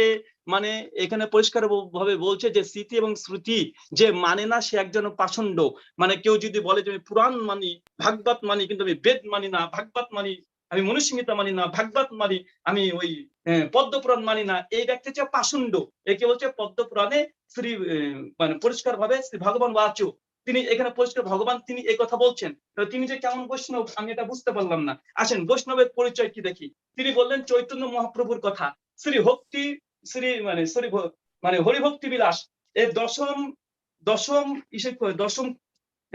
447, আমি এখানে দেখে দশম বিলাসে পরিষ্কার ভাবে বলা হচ্ছে যে স্মৃতি এবং শ্রুতি শাস্ত্র মানে না, সে প্রকৃত বৈষ্ণব নয়। প্রকৃত বৈষ্ণব সে হরিভক্তি বিলাস দশম বিলাসের 86 নম্বর অধ্যায়ে 12, 13, 14 নম্বর শ্লোকে পরিষ্কার বলছে, সময় কম দেখাচ্ছি না, যে দেখতে চাই আমি দেখিয়ে দেবো। হরিভক্তি বিলাস হচ্ছে বৈষ্ণব সে যে স্মৃতি এবং শ্রুতি দুটোর উপরে মান্য করে, দুটোকে মেনে চলে, এরা হচ্ছে প্রকৃত বৈষ্ণব। আমি জানি না ঠাকুরমশাই নিজেকে বলছে সে বৈষ্ণব, আসলে কেমন বৈষ্ণব, যে বেদ মানতে চাচ্ছে না, সংহিতা শাস্ত্র মানতে চাচ্ছে না, পুরাণ শাস্ত্র মানতে চাচ্ছে না। আর আমি কি আমার কথা বলেছি? এখানে পরিষ্কারভাবে কাত্যায়ন সংহিতা ভগবান কাত্যায়ন বলছে, ভগবান কাত্যায়ন তিনি বলছেন যে অধিক প্রমাণ দেখাবে তার কথাটাই গ্রহণযোগ্য হবে। তিনি বলছেন হ্যাঁ তিনি 2-3টে মন্ত্র পাঠ করেছেন, আমি এখানে 50টা মন্ত্র পাঠ করে শুনিয়ে দিয়েছি এবং আমি দেখিয়েছি। এখন দেখবেন যুক্তি কাকে বলে, শাস্ত্র কি বলছে সেটা আপনারা প্রত্যেকে বুঝতে পারছেন। আরেকটা বিষয় দেখেন, আমি এখানে বারবার বলেছি যে যে স্বয়ং আজকে তারা ইসকনের যিনি প্রভু, ইসকনের প্রভু স্বামী প্রভুপাদ, তিনিও বলছেন যে ব্রাহ্মণ যদি হয় তাহলে 10 দিন উপবাস পালন করবে, আর যদি শূদ্র হয় 30 দিন হবে। তিনি নাকি ইসকনের নাকি তিনি প্রভু, অথচ তিনি ইসকনের মূল যে প্রতিষ্ঠা তার কথা মানতে যাচ্ছে না, এখন না মানলে কিছু করার নেই। তিনি নিজেকে বৈষ্ণব দাবি করছে, অথচ হরিভক্তি বিলাসের মধ্যে এই কথা বলছে। শ্রী চৈতন্য চরিতামৃতের কথা বললেন, চৈতন্য মহাপ্রভুর কথা বললেন, মধ্যলীলা খুলেন 22 অধ্যায় 27 নম্বর শ্লোক। শ্রী চৈতন্য তিনি বলছেন যে স্মৃতি ও স্মৃতি দুটোর বিধিসম্মত তোমরা কাজ করবে, তারও আদেশ আছে এখানে। তিনি কেমন বৈষ্ণব বুঝলাম না। তিনি বলছেন তিনি ইসকনের প্রতিনিধি, কিন্তু তিনি ইসকনের প্রতিনিধি হওয়ার পরে ভক্তি রসামৃত সিন্ধু, এখানে পরিষ্কার ব্রাহ্মণ প্রথা যে শুদ্ধ 10 দিন তিনি মানতে যাচ্ছেন না। চৈতন্য মহাপ্রভুর কথা বললেন, চৈতন্য মহাপ্রভু নিজে বলছে স্মৃতি শ্রুতি দুটোকে মানার পরে সে প্রকৃত বৈষ্ণব হয়। আমি এখানে হরিভক্তি বিলাস থেকে চৈতন্য মহাপ্রভুর পার্শ্বদকে দেখালাম। আমি কথা কারো শুনতে পাচ্ছি না, তাই কথা বলে এখন লাভ নেই। আমার টাইম আমি ব্যবহার করতে চাচ্ছি। জি, সুপ্রিয় শেষ শ্রোতা মণ্ডলী, শেষ করতে হবে, শেষ করতে উনি হবে, শেষ। বক্তব্য আপনার পরে আর কোনো প্রশ্ন নিচ্ছি না, এখানে অনুষ্ঠান শেষ করতে হবে। আপনার কোনো কিছু বলার থাকলে বলতে পারেন, অনুষ্ঠানের যারা দেখছে হাজারো দর্শক তাদের উদ্দেশ্যে কিছু বলার থাকলে বলতে পারেন, এরপর আচ্ছা, সাগর ভাই, আমি কি যাই হোক, আমি আমি ক্ষমা চাইছি যে আমার যদি কোনো কথা, কোনো বাক্যে যদি আমাদের পণ্ডিত যদি কোনো অনুভূতিতে আঘাত পেয়ে থাকেন, আমি এক্সট্রিমলি সরি, আমি এটা বলতে চাইনি, তাকে আঘাত দিতে চাইনি। এবং হিন্দু সমস্ত শ্রোতা মণ্ডলীকে আমি এতটাই বলবো যে হ্যাঁ, হিন্দুরা মানে সংস্কারবাদী হতে চেষ্টা করছে, তার জন্মভিত্তিক বর্ণপ্রথাকে অস্বীকার করছে। খুব ভালো, খুব ভালো। তবে একথা বলা উচিত নয় যে তাদের শাস্ত্রে জন্মভিত্তিক বর্ণাশ্রম নাই, এমন নাই। শাস্ত্রের জন্মভিত্তিক বর্ণাশ্রম আছে। হ্যাঁ, আপনারা এখন একটা ব্যাখ্যা দাঁড় করছেন, নতুন অব্যাখ্যা করে আপনারা নতুন করতে যাচ্ছেন, এই জন্য ধন্যবাদ। কিন্তু শাস্ত্র জন্ম ভিত্তিক বর্ণপ্রথার কথা বলা হয়েছে, এবং বর্ণপ্রথার ওপরে অজস্র কিতাব। আম্বেদকর দেখেছেন মনুস্মৃতিটাকে আগুন দিয়ে জ্বালিয়ে পুড়িয়ে ছারখার করার কথা বলেছে। বর্ণপ্রথা জন্ম ভিত্তিক হিন্দু শাস্ত্র অনুযায়ী আছে। এখন হিন্দু দাদারা তারা অনেক আধুনিক হওয়ার চেষ্টা করছে, সংস্কারবাদী হওয়ার চেষ্টা করছে। হ্যাঁ, সংস্কারবাদী হোক, তবে এদের শাস্ত্রের আলোকে তারা সংস্কারবাদী হচ্ছে না। স্বয়ং শুধু পবিত্র কোরআনের একটাই কথা, আল্লাহ বলছে সমগ্র আমাদের মানুষ শাস্ত্র জাতিকে থেকে আল্লাহ আমি একজন দেখেছি, নারী পুরুষ থেকে আপনি সৃষ্টি একটা করেছেন। জিনিস বারবার অবশ্যই ভুল মানুষের মধ্যে করছেন। কোনো ভেদাভেদ নেই, কেউ ব্রাহ্মণ বৈশ্য শূদ্র নেই। আল্লাহ বলছেন তোমাদের কেউ কে কালো কে সাদা, এটা আল্লাহর কাছে গুরুত্বপূর্ণ নয়। তাদের গুরুত্বপূর্ণ হচ্ছে তোমার হৃদয় কে আল্লাহকে ভয় করে, এটা আল্লাহর কাছে গুরুত্বপূর্ণ। আল্লাহ রাসূল পরিষ্কার বুখারী মুসলিম হাদিসে বলছেন, আরব অনরবের উপরে শ্রেষ্ঠ নয়, অনরব আরবের উপরে শ্রেষ্ঠ নয়, সাদা কালো উপরে শ্রেষ্ঠ নয়, কালো সাদার উপরে শ্রেষ্ঠ নয়। শ্রেষ্ঠত্ব নির্ভর করে তোমাদের অন্তর, আল্লাহর তাকওয়া, আল্লাহর ভয়। তাই কে ব্রাহ্মণ বৈশ্য শূদ্র, হিন্দু শাস্ত্র আলোকে আমি কমপক্ষে 40খানা মন্ত্র দেখেছি। এবং বৈষ্ণব যে স্মৃতি শ্রুতি দুটোই মানে সে বৈষ্ণব। কেউ বলবে শুধু আমি ভাগবত মানি কিন্তু আমি সংহিতা শাস্ত্র মানি না, এ বৈষ্ণব নয়। কারণ পরিষ্কার পদ্মপুরাণ এই কথা বলছে, উত্তরখণ্ডে পরিষ্কার এই কথা লেখা আছে। হরিভক্তি বিলাসে একই কথা বলেছেন শ্রী চৈতন্য মহাপ্রভুর পার্ষদরা যারা লিখেছেন, আপনারা যারা জানেন তারা বুঝতে পারছেন। সন্তোষী পণ্ডিত মশাই কে অসংখ্য ধন্যবাদ, তিনি আলোচনাতে এসেছেন। আর আমি দুঃখ প্রকাশ করছি বারবার যে আজকের আলোচনাটা আমি মানে অন্য মোবাইল থেকে শোনার কারণে অনেক টাইমের ডিস্টেন্স গ্যাপ হয়েছে। আর ঠাকুরমশাই আমার কোনো ব্যবহারে, আমার কথাতে যদি আঘাত পেয়ে থাকে, আমি ওনার অনেক ছোট, অনেকই ছোট হবো, তার হাফ বয়সের আমি হব না। আমি তার কাছে অবশ্যই ক্ষমা চাচ্ছি। ধন্যবাদ, শুক্রিয়া সাগর ভাই। আমি এখানে ইতি করলাম। জি, শুক্রিয়া। ধন্যবাদ। যদি যে দাদা কিছু বলছিলেন, আমি দাদা। বলছি যে আমাদের যে ভাগবত পুরাণ, এটাকে বলা হয় অমল পুরাণ। অমল পুরাণ, স্পটলেস পুরাণ। তাই আমি যে শ্লোকগুলি বলেছি ভাগবত পুরাণ থেকে বলেছি। এখন অন্যান্য পুরাণগুলিকে অমল পুরাণ বলা হয়নি, কিন্তু ভাগবত পুরাণকে অমল পুরাণ বলা হয়েছে। এই অমল পুরাণের সিদ্ধান্ত অনুসারে তিনি যে কতগুলি বলেছেন যে জন্মসূত্রে ব্রাহ্মণ হতে পারে, আমি বলেছি যে একজন ডাক্তারের ঘরে জন্মাতে পারে, কিন্তু ডাক্তারের ঘরে জন্মালেই সে ডাক্তার হবে এমন নয়, ব্রাহ্মণের ঘরে জন্মালেই ব্রাহ্মণ হবে এমন নয়। এটা ভাগবত সিদ্ধান্ত, এবং ভাগবত হচ্ছে অমল পুরাণ। তাই আমরা অমল পুরাণকেই আমরা সবার উপরে জি, রাখি। ধন্যবাদ। এখন যারা পাশাপাশি আমি রাহুল হোসেনকে বলবো, আপনি তো এতক্ষণ হিন্দু ধর্মের বা সনাতন ধর্মের বা বৈষ্ণব ধর্মের বিষয় নিয়ে এতক্ষণ আলোচনা করেছেন বা ডিবেট করেছেন। যদি দাদার পক্ষ থেকে অথবা কেউ যদি আপনাকে চ্যালেঞ্জ করে আপনার ধর্ম থেকে কোনো বিষয় নিয়ে আপনার সাথে বসতে, আপনি কি রাজি হবেন কিনা? কারণ অনেকে মনে করতে পারে যে আমি হিন্দু ধর্মের একটা বিষয় নিয়ে আয়োজন করেছি, এই বিষয়ে আয়োজন করবো কিনা। আমি অবশ্যই আমার এই প্ল্যাটফর্ম ওয়েলকাম ফর এভরিবাডি। সুতরাং আপনারা শুধুমাত্র একটা বিষয় নয়, যে কোনো বিষয় নিয়ে। জি, বুঝতে পেরেছেন আমার কথাটা? আমাকে কেউ যদি আলোচনা যদি কেউ করতে চায়, সে যদি পরিচিত ব্যক্তি হয় যাকে মানুষ চেনে, তার সঙ্গে আমি আলোচনা করতে এক বাক্যে রাজি। সে হিন্দু হোক, সে আর্য সমাজের হোক, সে ইসকন সমাজের হোক, সে বৈষ্ণবের অন্য কোনো হয়, গৌরী পুরাতন গৌরী হোক, যে হোক, আমি আলোচনা করতে সর্বদা প্রস্তুত। এবং যদি কেউ খ্রিস্টান হয় তাদের সঙ্গে বিতর্ক করতে প্রস্তুত। তবে সে শর্ত হচ্ছে এটা, তাকে ফেস দেখিয়ে আসতে হবে। অনেক মানুষ আছে ফেস দেখাবে না, মানে মানে না, অডিও ঠিক বিতর্ক আছে, করতে বুঝতে চায়। পেরেছি। আমি অডিও বিতর্ক করি না। আর অন্তত পক্ষে যে মানুষটাকে চেনে, যার কথা জানে, এমন ব্যক্তি যদি থাকে তার সঙ্গে বিতর্ক করবো। এবং অপরিচিত কোনো একজন ব্যক্তি সে চ্যালেঞ্জ করলো যাকে কেউ চেনে না, এই ব্যক্তির সঙ্গে বিতর্ক করবো না। যার কথা মানুষ শোনে, অন্তত তার ভিডিও মানুষ হাজার মানুষ লাখ মানুষ দেখে, অন্তত পরিচিত মানুষ লাগবে। এই ধরনের মানুষের সঙ্গে বিতর্ক করতে, যে কোনো ধর্মের হতে পারে, তাদের সঙ্গে বিতর্ক করতে আমি সর্বদা জি, প্রস্তুত আছি। সেটা হিন্দু ধর্মের বিভিন্ন সেক্টর যারা আছে, আর্য সমাজ হোক, ইসকনের মধ্যে হোক, মানে গৌরী তাদের মতবাদী তাদের হোক, পক্ষে যদি ইসলাম ধর্মের মায়াবাদীরা কোনো হোক, বিষয় নিয়ে সমস্যা আপনাকে নেই। চ্যালেঞ্জ করে, ইসলাম ধর্মে আপনি যেমন আজকে হিন্দু ধর্মে বা বৈষ্ণব ধর্মের বিষয় নিয়ে চ্যালেঞ্জ করেছেন, সেক্ষেত্রে আপনি কি রাজি হবেন কিনা, যেটা প্রশ্ন করেছিলাম। জি, উনি উনি উনি উনি উনি করবেন হয়তো। উনি আমার প্রশ্ন শুনতে একটু লেট হচ্ছে। আজকে এ পর্যন্তই থাকি। দাদা, অনেক অনেক ধন্যবাদ আপনাকে, এবং আমাকে সময় দিয়েছেন, আমার প্ল্যাটফর্মকে সময় দিয়েছেন। আপনার প্রতি অনেক অনেক কৃতজ্ঞতা। এবং ব্রাদার রাহুল হোসেন, আপনাকে অশেষ অশেষ ধন্যবাদ জানাচ্ছি অনেক রাত পর্যন্ত আমার সাথে থাকবার জন্য। আবারও দেখা হবে। আমারও কোনো ভুল হয়ে থাকলে বা কোনো কিছু হয়ে থাকলে দাদা, আমি শুধুমাত্র আজ সর্বোচ্চ চেষ্টা করেছি সময়কে সমানভাবে বন্টন করার জন্য, এবং আশা করি আপনি এনজয় করেছেন। আবারও দেখা হবে, ভালো থাকবেন শুধু। আসসালামু আলাইকুম। ধন্যবাদ। ওকে।